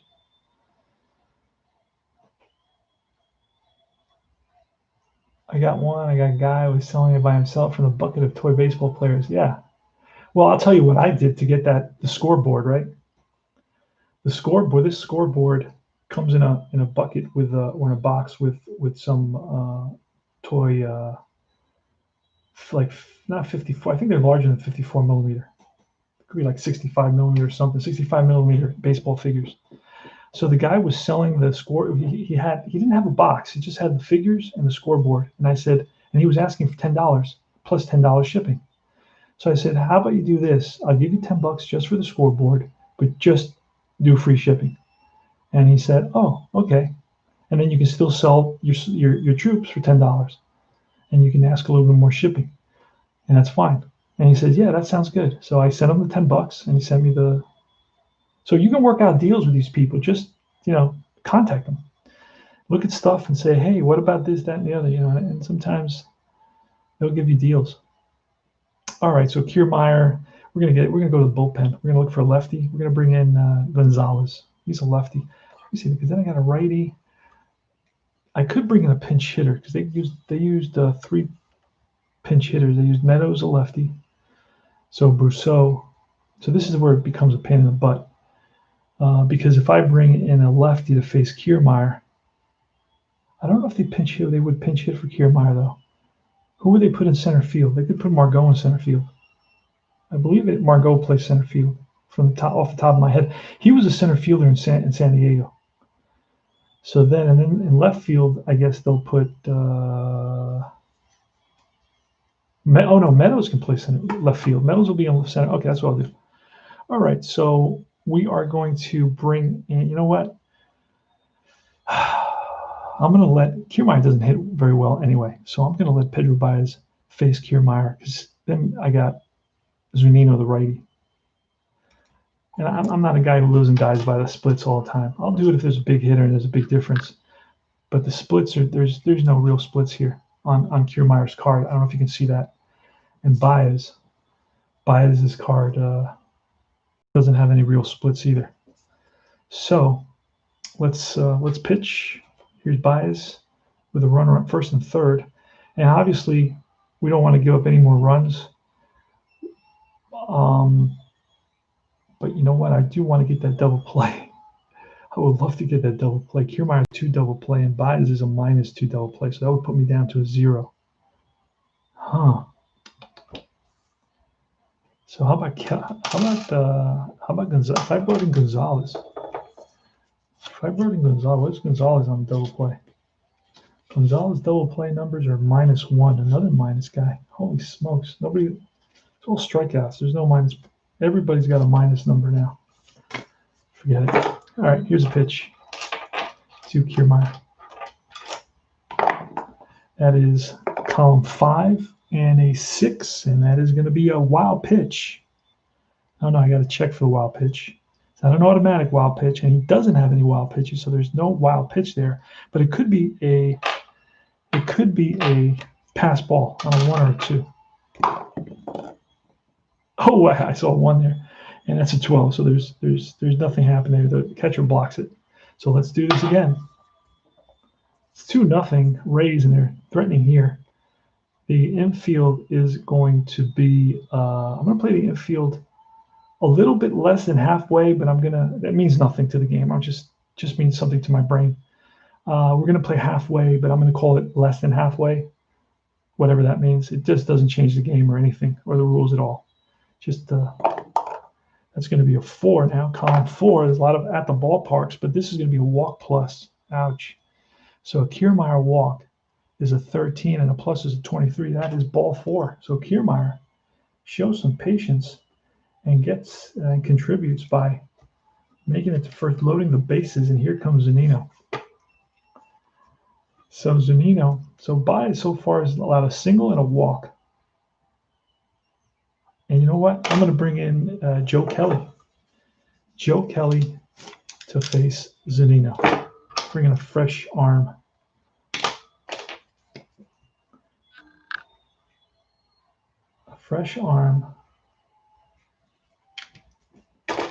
To face Zunino. This is where I could pinch hit for Zunino. I could bring in, but Zunino hit a 2-run homer before, so I don't know if I want to do that. I'm going to let him. I could bring in, what's his face? Meadows. He's a lefty. And I could bring in Choi as well. But Zunino hit a home run earlier. Let me see these other 2 guys. Let's see what they're looking like. Meadows card. He batted 205, 4 home runs. He sucks. And who else? And the other guy was Choi. Choi, I think, was a little bit better. G-Man Choi. And G-Man Choi batted 230 with 3 home runs. Again, another. But how did they do against righties? There's no splits on Choi. Kelly has no splits. What? Yeah, well, think about this. Think about this, guys. His rule is like 40 at bats and like 20 innings pitched, no splits or something like that. But this year, everybody had that condition because every relief pitcher didn't pitch more than 40 innings, right? Or a lot of guys didn't have more than 40 at bats versus a side because they only had, maybe 100, 150 at bats the whole season. So nobody's going to have any splits or what? Did you ask about that, RJL? I don't know. I'm just going to let Zanino bat. Less is more sometimes. So it's going to be Joe Kelly just coming in with the bases loaded. Infield is a little bit less than halfway. In other words, they're in a little bit like they're looking at home. They're only going to get a -1 going home, but they'll still be able to turn the double play. So they're really officially they're halfway because it still gives me a -1, but I still got an opportunity for the double play. Whereas the other way, I don't have the chance for a double play unless I go for the double play at home.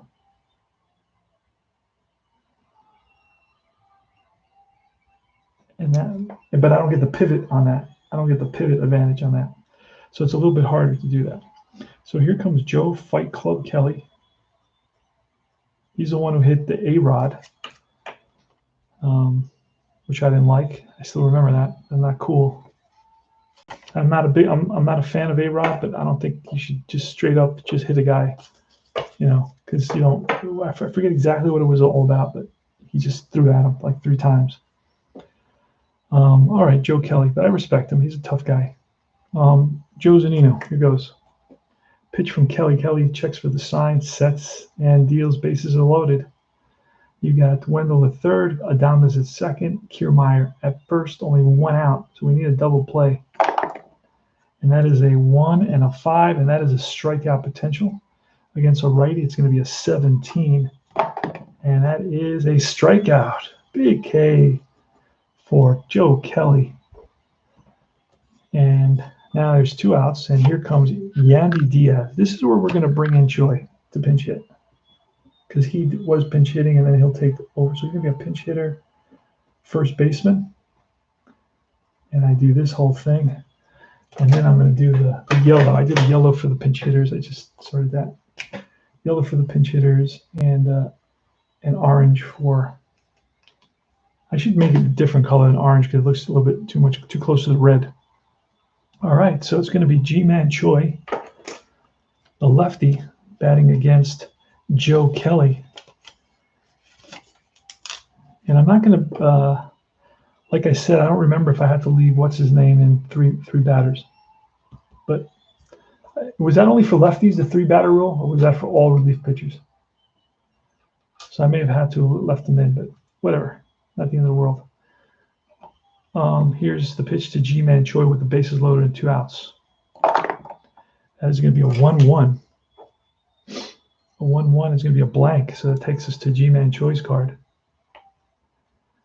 And here goes, and that is a 6-4, and a 6-4 is going to be, a question mark 8. A 6-4 is a question mark 8. And that is going to be, oh my goodness, it's going to be a 1 to 8 is going to be, a question mark is up here. So unless I roll 18, 19, there's going to be run scoring here. And that is a drive down the line into the right field corner. And that is going to score 1 run. And that's going to score another run. And Kiermaier may be able to score on the what looks like going to be a double right now. And Kiermaier is shooting pretty fast. Let's see Kiermaier. Now we got to go through a whole thing to see if he scores. Where's Kiermaier's speed? Kiermaier's speed. And we got to look at the defensive ratings I have written down, but I didn't write down the speed numbers. So Kiermaier is a speed of 5. Wow. So there's 2 outs, so that makes him a 6.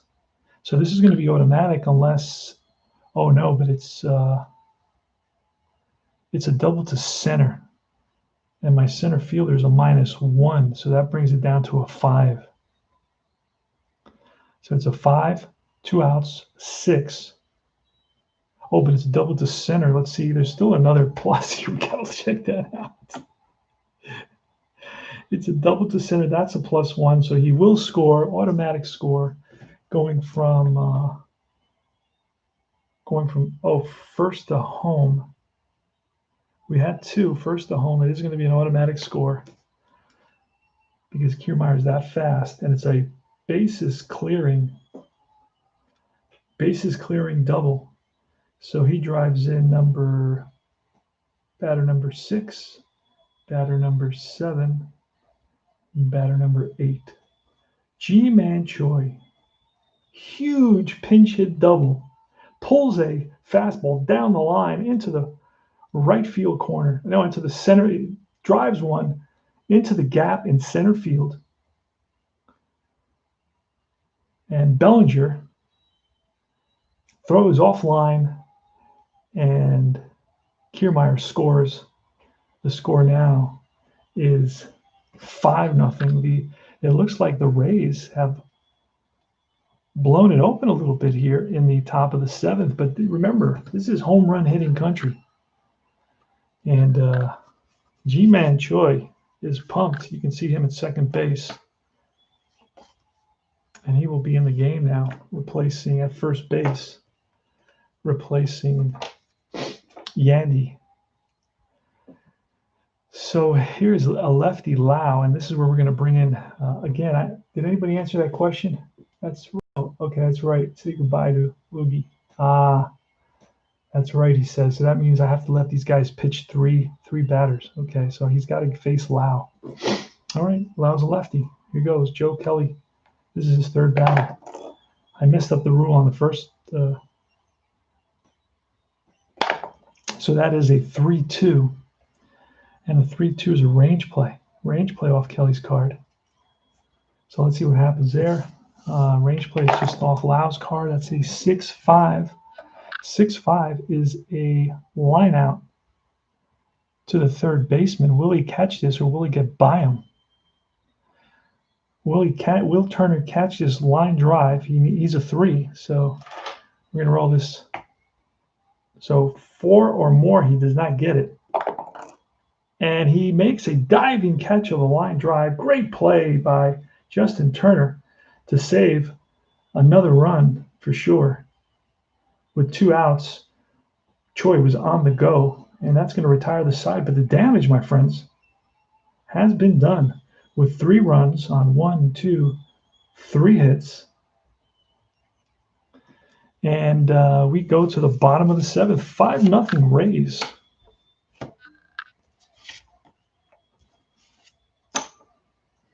So Glasnow is still going to stay in there until he gives up a base hit. He has not given up a base hit yet. He's run out of batters faced. He's going to face Smith, Bellinger, and Taylor. So again, guys, what does this season 2020 do about splits? What is the rule about splits? Let me see that you want to make the game safer. I'm all for it, but don't change the rules of play. Manfred is a goof. Well, they want to speed up the game. That's the reason for that rule. The rule of the pitcher has to face 3 batters, so they don't do, because what happens after, which was another stupid thing. September 1st, they expanded the rosters. Everybody had 40 guys and 20 pitchers. So how many games? I looked at so many box scores. They had a pitcher for every inning. Come on, that's ridiculous, man. That's terrible. Anyway, what is RJL? What did Chris do about the situation of the split situation? Because there's so many guys with just a few at bats and just a few innings pitched, because it was only a 60-game season. So then what are you telling me that just a handful of guys are going to have splits? I guess so, right? It is what it is. All right. So listen, I get don't change the rules of the game, but there's the other side of the coin. I mean, we're in a modern era. Things are not going to stay the same. You're not going to play baseball the way you did in the 1920s, where there was a baseball field that was, the fence was 625 feet. That there were other baseball fields where if the ball got by you, you had to go in between the horse-drawn carriages and the horses to retrieve the baseball, because they weren't fenced in. I mean, you can say, well, those things are obvious, right? There was one point where there was no such thing as a foul strike. So you would foul off the ball and foul off the ball and foul off the ball and foul off the ball and foul off the ball and foul off the ball and on and on and on. There was no strikes on you. So so they said, hey, that's not fair. So I get. We all want the game to remain the same, because it's a holy game to us. But at the same time, there's just certain things that maybe make more sense now because you learn as time goes by. You say, hey, we're doing this. It doesn't make sense. Why don't we play the rules that were written in 1776? Why don't we just go back to those rules if we want to be old school? Let's go play exactly the way it was. I don't know. Those rules, I'm sure, were pretty damn wacky. I don't know the rules, but eventually you'll find out. But that's a good conversation for good discussion for Anthony, who knows a lot about that era, that dead ball era. All right, here goes. Will Smith versus Tyler Glasnow. And remember, I'm going to pull Glasnow as soon as he gives up a walk or a hit. That is a 3-2, and that is a ballpark result. So we're going to look at the ballpark. And it's a 3-2, and that is a Starline 4. Starline 4 is a ground ball to second base. Lau waits back now, charges, fires the first. Easy out. Here's Cody Bellinger. And that is a 1, and that against a righty. He's a lefty, so it's a blank. We're going to Bellinger's card. And that's a 6-5, and that is a pop-up. Got under it. Right side. First baseman Choi. He squeezes it for out number 2 here in the bottom of the 7th. The Rays are up 5-0.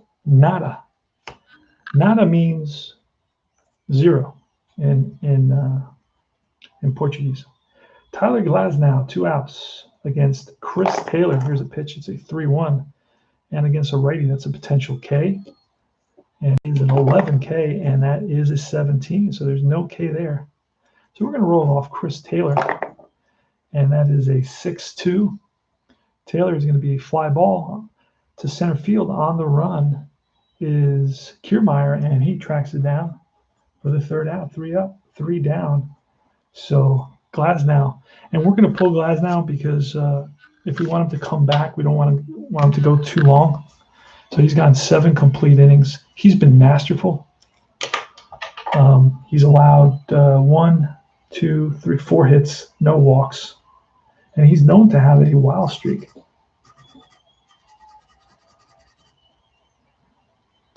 So I'm going to get a call from the commissioner for messing up the rule. It was a pitcher only faced 2 batters. I screwed that up.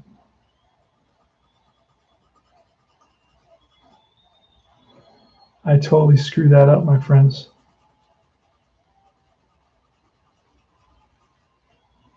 And the base on balls, my walks go yellow. They become yellow. So you can see the hits are the green. The yellow are the base on balls.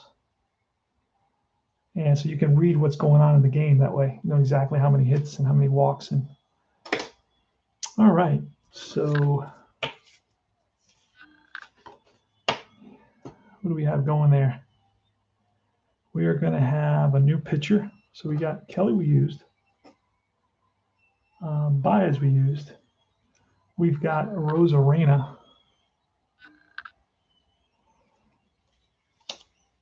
He's a righty. We got a righty. We got 2 righties, but we may use a lefty. Rosarena, we got 3 righties. Okay, so we're going to bring in a righty. going to bring in Floro, Dylan Floro.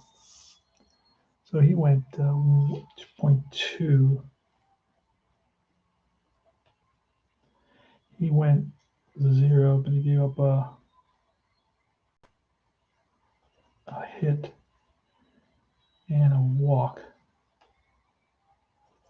And here comes Floro.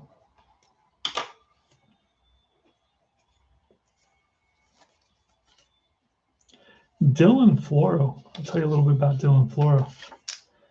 He was 3-0 with a 2.59 ERA. Wow, pretty impressive. But only 24 innings pitched. So he does not. I don't see any splits on his card. I do not see any splits on his card. So he will be facing Randy Arozarena, Renfroe, who may see a pinch hitter for, and then Margot, who will bat. Margot, I think, yeah, that's it. So let's do it here. That's what she said. Arozarena, and that is my Office reference, who's now off of Netflix. No more Office on Netflix after many years. All right, so Arozarena, here's a pitch. That is a 1-1 off Dylan. Where's my pencil? 1-1 is a ballpark. Let's roll ballpark, see what happens. That is a 4-4, and that is a blank. Oh, boy. A rare play, which means injury. Rare play, no men on base. So you roll again. And that is a 35 grounder, first base. Flips to the pitcher covering for the out. The pitcher and the hitter collide behind the bag. Check for injury to both pitcher and the hitter. Gonna roll again. That is a 6. I'm not doing all that. 6-5. That is a ground ball to the first baseman. Don't want to go into all that right now. In a 5-0 game. Make all those moves.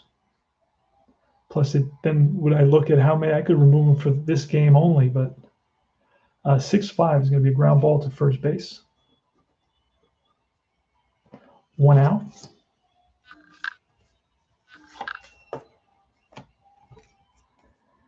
And that's the rare play chart is automatic, almost an automatic injury. So you know it's very few rare plays on that rare play chart. It should be called the injury table. It should not be called a rare play chart. No, the game did not speed up at all. You're right, RJ. The game did not speed up at all because there's so many other things that are taking time. You know, especially the what do you call it? The replay checks. That takes forever. They try to speed that up too, but that was a joke. Here's Dylan Floro to Renfroe. We're gonna get a pinch hitter. We're gonna bring in what's his face?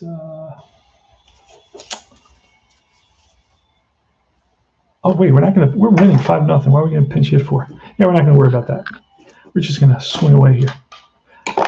And that is a 66. 66 means nothing. It's not like APA.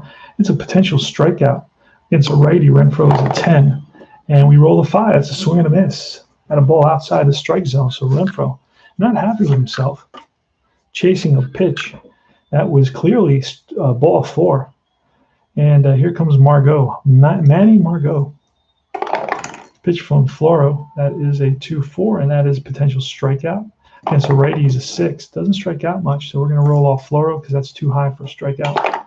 Getting a little bit faster. And that is a 5-5, and that is a drive in the gap. And will Cody Bellinger get there? And he does. What a catch by Cody Bellinger. Yes, sir. Full stride. Reaches out and robs Margot of at least a double, if not more. All right. So we go. That's the 3 up, 3 down on top of the 8th for Floro. And we go to the bottom of the 8th. It's going to be Peterson, Barnes, and Betts. And we're going to need a new pitcher here. Going to need a new pitcher. So that's going to take a long. See how from the minute these pitchers got tired, the game slowed down tremendously. And it becomes just a game of back and forth. It slows down tremendously. So if RJL, I know you were saying, oh, I don't know what I'm going to do with the 2020. Dude, I would recommend staying with what you're doing and just 2020, play like a handful of games with the 2020 just for fun. Play a couple of series. You always come up with ideas, and but to play like a season, this is gonna take you forever, dude. This is like the game slows down to it's like a turtle, you know, a turtle's pace. So I don't even know who I'm bringing in. We got a lefty and a righty, and I believe Betts is a righty, correct? Glasnow is out. Glasnow is out because we don't want him to go any more than that 7 innings. So I got a lefty, a righty, and then two righties. So I'm going to bring in a righty. I'm going to bring in Curtis. Curtis is coming in with 2 S's. He pitched in his game 1. I'm using all the same players. John Curtis is his name. He had 25 innings pitched, a 1.80 ERA. And he will be pitching to Jacques Peterson. All right. And Peterson has got some French somewhere happening. And John Curtis, probably from Louisiana. All right. Oh, I didn't write him in. It's good to write him in. It'll help me. So Glasnow went 7 innings. He allowed 4 hits, pitched a shutout. No runs, no earned runs. Wow. Struck in a walk, none. Struck out 1, 2, 3, 4, 5, 6, 7, 8, 9 in 7 innings. He had 100 strikeouts in like 50 innings. So that means he struck out two batters every inning. All right. So here's a pitch from Sean Curtis. That is a 5 and a 4, and that's a range play. Let's see what that becomes. It's a 3 and a 3, and that's a fly ball center field. Center fielder is Cody Bellinger. It's Kiermaier, and he is a 4. So let's roll that green die. And he makes a diving catch, a drive in the gap, and Kiermaier after it. Kiermaier full extension, and he's got it. What a catch by the amazing Kiermaier in center field. Wow. Impressive. He's got a good arm, too. He's got a -2 arm out there. So he is a good outfielder. Kevin Kiermaier. He played with somebody else. Did he play with Toronto or somebody like that? Everybody played with somebody else, right? He played with Toronto. Bottom of the 8th, it's 5-0. The Dodgers can't get anything going offensively. Nothing. John Curtis is facing Austin Barnes. Barnes is he's just got a single strikeout. Oh, it's a 2 6s. That's going to be a range play at the ballpark. Ooh, I got to write that down so I don't forget. So range play at the ballpark. All right. So let's see what that's going to be. That's a 2 and a 4. That's going to be a single to center unless Kiermaier can run it down. So that's a drive. Let's see, it's lined right at Kiermaier. Will he get there? And no, he does not. He does not. And this, I believe, stays at a single. I believe it doesn't become a double. It stays at a single. He traps it. They say the umpire second base says it's a hit. And so Barnes is on with a single. Kiermaier made a valiant effort at that ball. It was a low line drive that kept on sinking. Kiermaier seemed like he had it, and then turned on the jets, and then gave up at the last minute. Kind of was able to keep it in front of him and to prevent the ball from getting by him, which would have turned the single into a double or a triple.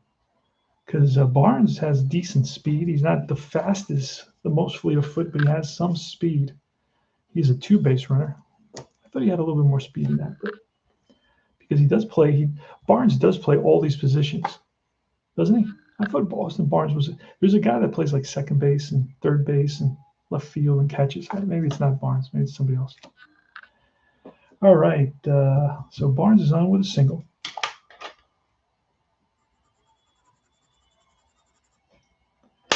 And up is Mookie Betts. Mookie Betts is a terror. 16 home runs. He would hit 45 home runs in a full season. That would have been beautiful. He would have 30 stolen bases, 292 average. What a player. And that is a 2 and a 6, and that is going to be a ballpark again. And that is a 6 and a 4, and that is a blank. Oh boy.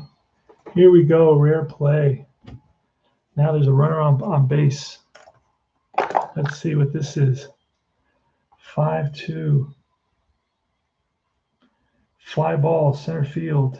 After a sinking line, to resolve it as an S8 range play. So it's a sinking line drive again. Let's see if Kiermaier will get to it. And he does. Diving play by Kiermaier, a 5-2. And check for injury on center fielder. All right.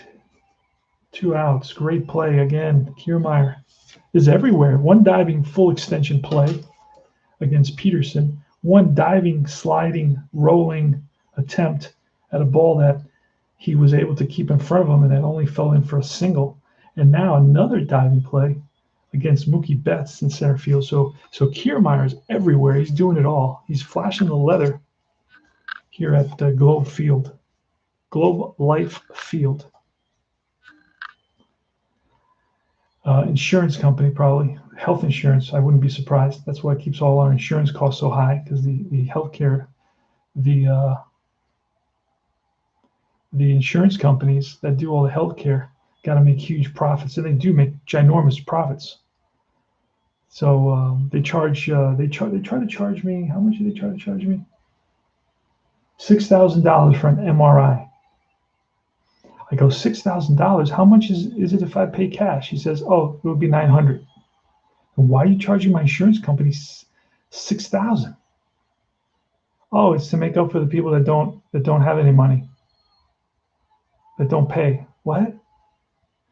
And then I called up about the MRI machine. How much does an MRI machine cost? $60,000. That's it. You can get a used MRI machine in good shape, brand new. It's not called used, it's called, refurbished or whatever. Still works perfect, maintenance and everything, and got all the paperwork. And for $60,000, which means after 10 MRIs, I've paid for it already, and the rest is just profit. And you're charging me all that money? You're charging, come on. The system's broken, man. You got to give everybody health care. So especially in pandemics, what if we get another pandemic in 2 years and nobody wants to go to the doctor, because they don't want to pay, they don't want to get bills.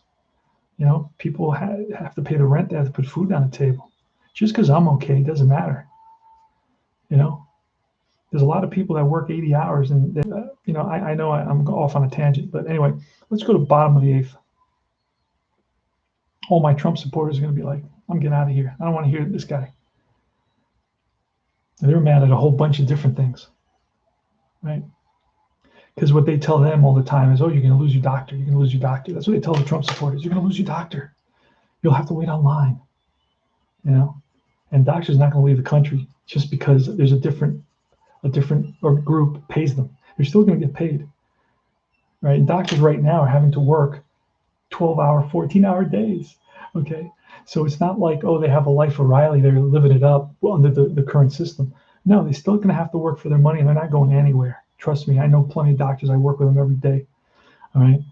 And they're not going anywhere. They're just going to get, instead of getting paid from the insurance company, get paid from the Medicare for All, which works because we have Medicare already. It's in place. But anyway, that's I'm going off on a tangent.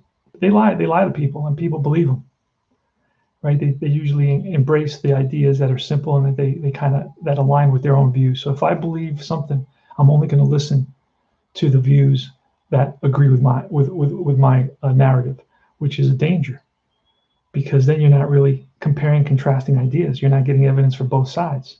You're just looking at what you believe because you've been taught that, you've been programmed that way, and they program us from very early on. But anyway, I digress. All right, there's 2 outs. Runner on first. Corey Seager's at the plate against John Curtis. Here's the pitch. It's a column 4. That's a strikeout. And against a righty, he is a 7. And that is not a strikeout. So we're going to roll a receiver. And that is a 1 and a 2. And that is line base hit right field. We are going to stop at second base. We're down by 5, first and second now. So we got something going here. Something going here. Who's coming up? Justin Turner. We're leaving Curtis in there simply because he's a righty. But I will bring in another pitcher to face Muncy. See what happens. Here's the pitch from Curtis.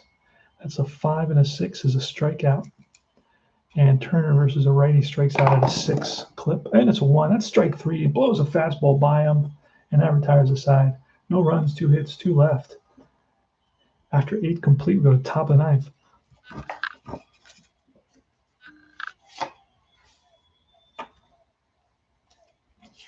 And I have no side, believe it or not. I'm not in favor of one side or the other side. Just to let you know, I actually agree with both sides. Both sides have mistaken understandings of what is actually going on, but that is okay. Eventually they'll get it that both sides have a lot more in common than they think. A lot more in common than they think. They just kind of have different personalities. And they manage things in a different way. All right, here goes Joey Wendell, top of the 9th inning. Dylan Floro was my. I'm going to bring in. You know what? I'm going to bring in Gonzalez. He's my last pitcher that they used. We brought in. So Floro's out. I'm bringing in Gonzalez.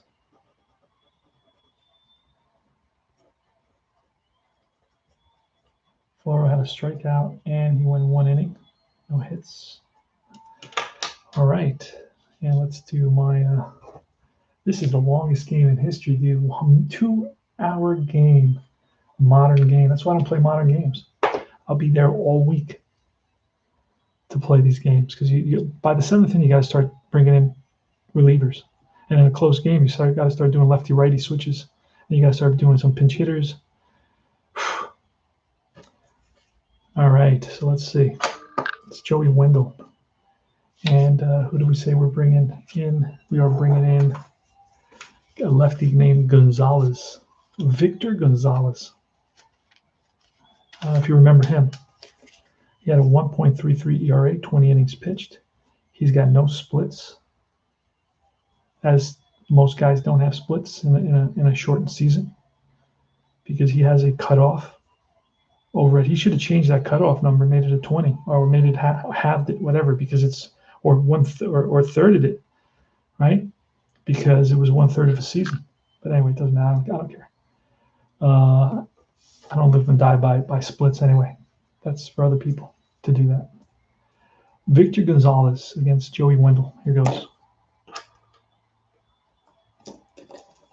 Lefty on lefty, by the way. But neither of them have any splits, so it doesn't matter. 4-1. 4-1 is a potential strikeout.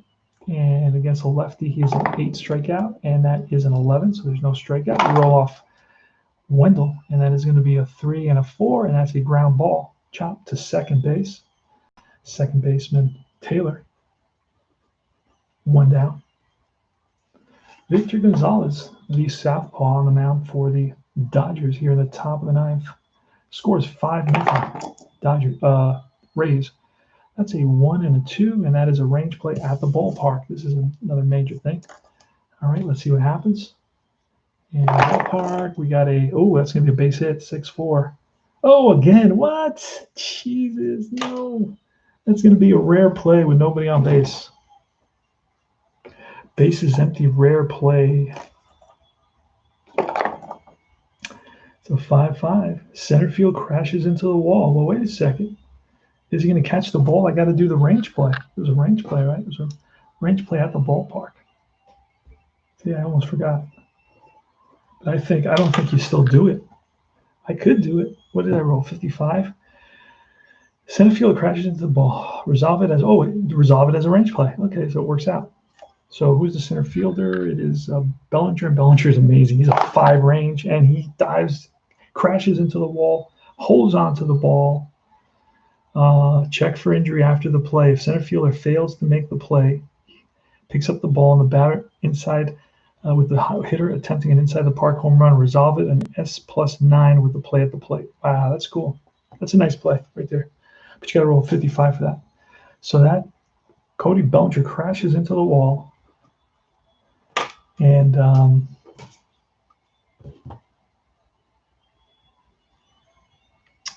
let's see, a 55 crashes into the wall. You know what? They're going to pull him out. They're going to pull out Bellinger. They're going to go run X-rays on Cody. They're going to run X-rays on Cody, and we're going to get Enrique Hernandez out in right field, and we're going to move Mookie Betts, the Mook. Actually, yeah, Mookie Betts. So we're pulling Cody. Cody's due up next inning too. Ouch. We're going to replace him with Hernandez. And Hernandez is going to go to right field. That's his first number on his. He's a 3-0 -1. 3-0 -1. Oh, put in the wrong spot. Damn it. 3-0 -1. And we're going to push Betts to center field, where he also has good numbers. Betts has really good numbers in center field.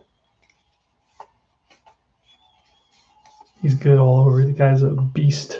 The beast is he's the Loch Ness monster of the Major League Baseball. So in center field, he's not very good at all.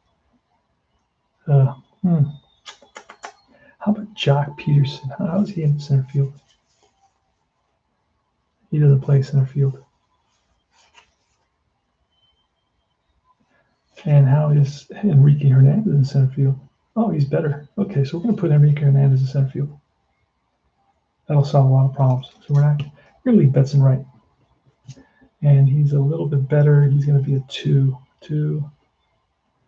He's in center field as a 2-1-0. Okay, -1. All right, it's about the same. There you go. All right, so unfortunately, we're going to lose Cody Bellinger. Make up for the last time I didn't look at the errors. I didn't check for the injuries. And that's a fly ball to center field. And now we go to Kiermaier. Top of the ninth, 5-0 Rays. Last licks coming up for the Dodgers. That's going to be a 2-1. That's a potential strikeout. Kiermaier against the lefty is a 10, and nope, no strikeout. So we're rolling off Kiermaier, and that is a 46, and that is popped up. Left side, right there's Turner. 3 up, 3 down. Bottom of the ninth. Last licks. Scoreboard. I'm going to see if I can have a scoreboard created, a cool scoreboard made, a little bit bigger than this. But it'll have place for it'll have some information. I don't know what it'll have. I got to think about what I really want in there. All right. So who do we got pitching? Curtis, the righty, is in there. We got a lefty coming up, so we're going to bring in a lefty pitcher. It's going to be Yarbrough.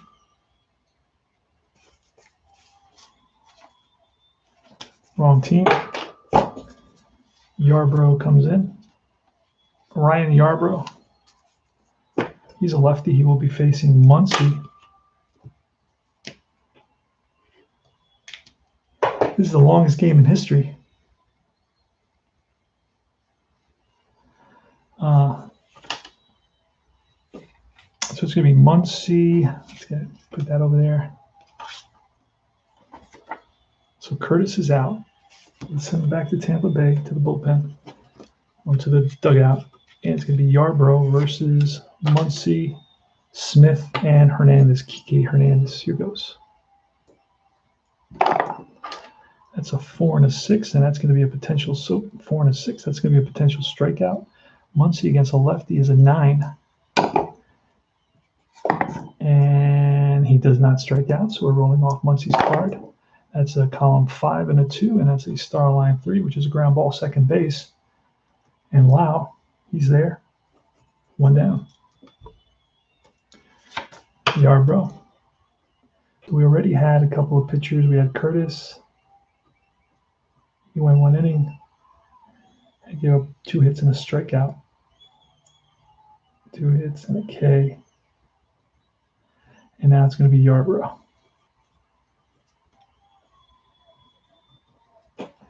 All right, here comes Will Smith. Will Smith, how's he doing today? He is 1 for 3 with a double. Here's a pitch from Yarbrough, the lefty. It's a 5 and a 2, and that's a hit by pitch. So now we got to check Smith. Hit by pitch is an 11, and he's a +10. That is automatic. So Smith gets plunked, and he's going to trot down to first base. The trainer comes out to talk to him. Here's Enrique Kike Hernandez. Actually, I got to put him in here. He came in over here.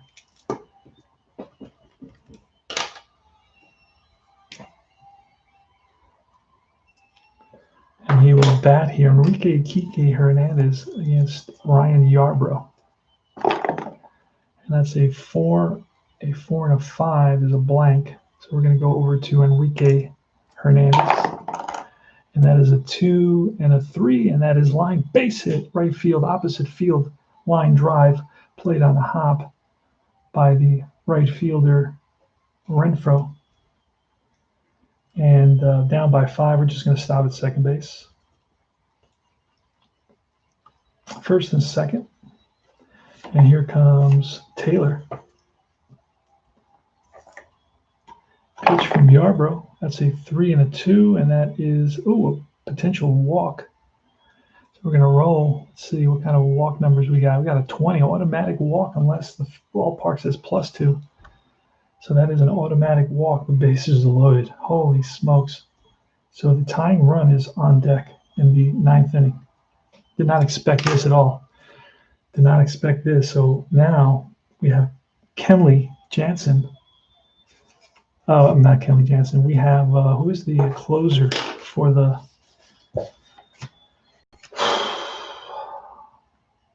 I don't remember who the closer was. Let me look. If I look through the names, I'll remember. Hold on a second.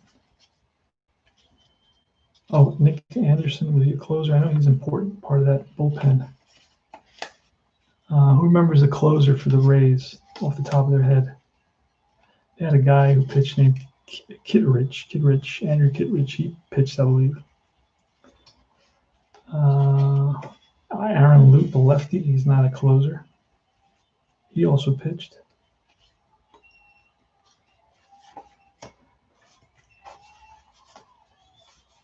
Sledger's pitched. He's not a closer. I remember all these guys. I think a guy named Diego Castillo pitched. He's not a closer. Oh, he may be a closer. Let me see. He's a reliever.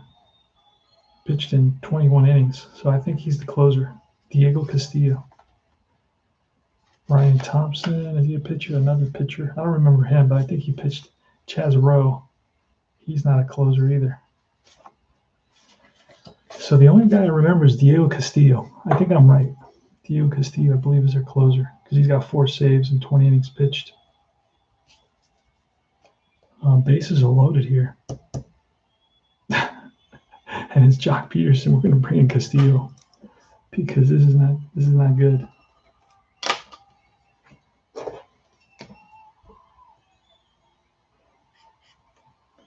And I can double check that. Let's see. Let's go to Baltimore. Game where the Dodgers. Game 2 was 6-4, 6-2, 4-2. Okay. Oh no, but the Rays have to win it. The Rays won. The Dodgers won game 1. They're losing it here, but the Rays won game 2, 6-4, and I believe they used their closer in that one. Yep, it's Diego Castillo. Okay, so that's who we're bringing in. We're going to bring in Diego Castillo. This boy is out.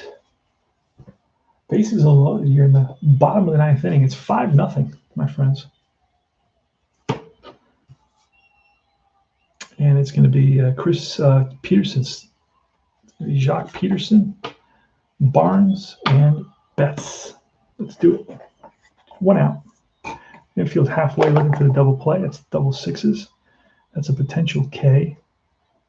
So let's write Castillo in. So you will get a save here. Yarbrough went 1.1. Gave up a walk and a hit. And that's a 6-6, and that's going to be a potential K. Peterson an 11, and he gets Peterson with a 1. Peterson swings through a fastball. 2 outs. And here's Austin Barnes. I'm going to let Austin Barnes bat. I don't remember that they had any real impressive pinch hitters. Let me look at the box score again. Edwin Rios pinch hit. Oh, A.J. Pollock. Is he a lefty? A.J. Pollock. I don't think he's a lefty.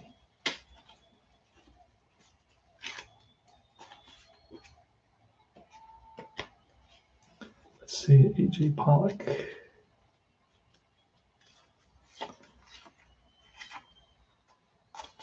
Oh, there he is. Yeah, he's a righty.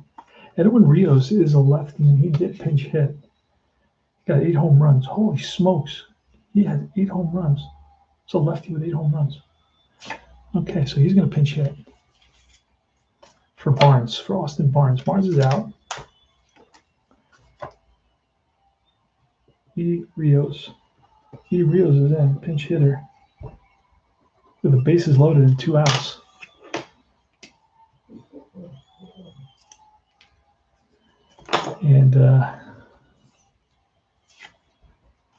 And bases are loaded. It's a 5-0 game, bases loaded, 2 outs, bottom of the 9th inning.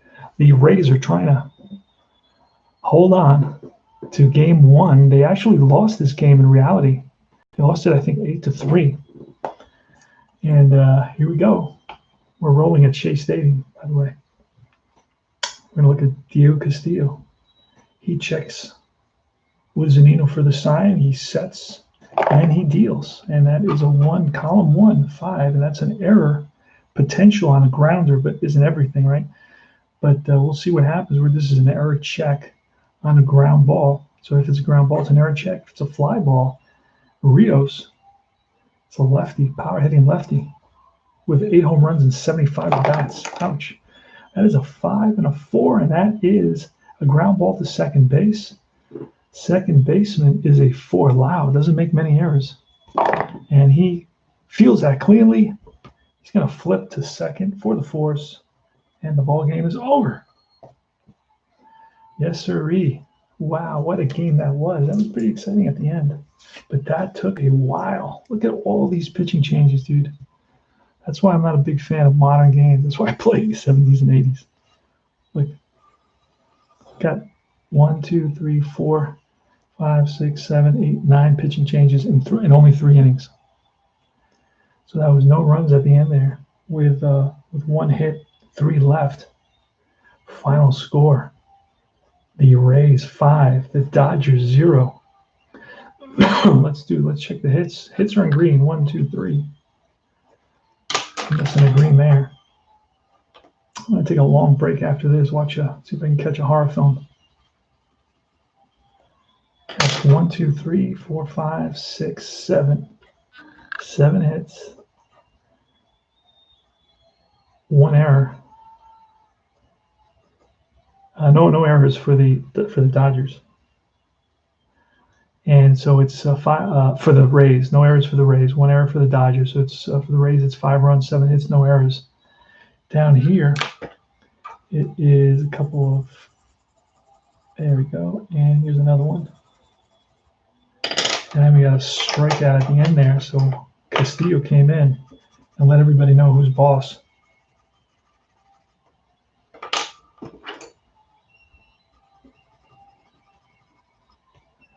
All right, so let's see how many hits. 1, 2, 3, 4, 5, 6 hits. And 1 error. That's all I had was 1 error there. Error on third baseman Turner in that 3-run inning. So anyway, so here we go. We have the line score: 5 runs, 7 hits, no errors for the Rays. The Dodgers with no runs, they got shut out, 6 hits and 1 error.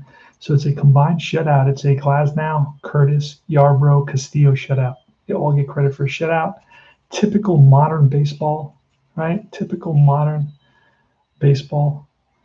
Um, and we only violated one rule one time where we let the pitcher only went 2, but it didn't make a difference. It was an out. I could actually change that if really needed to. But hey, we're learning. Baseball's crazy. And that's about it, guys. I hope you enjoyed the presentation of this World Series Game 1. Holy smokes. World Series Game 1, 5-0, Tampa Bay wins it. The Devil Rays. I don't think they call that anymore. 5-0. Hawaii 5-0. This is Cards and Dice TV. And Tony Porter. Thanks for stopping by. I had a lot of great people here keeping me company. Let's go real quick. Bears Den and RJL. Dan Douglas. Philip Reynolds. Thanks for all commenting and chit-chatting a little bit.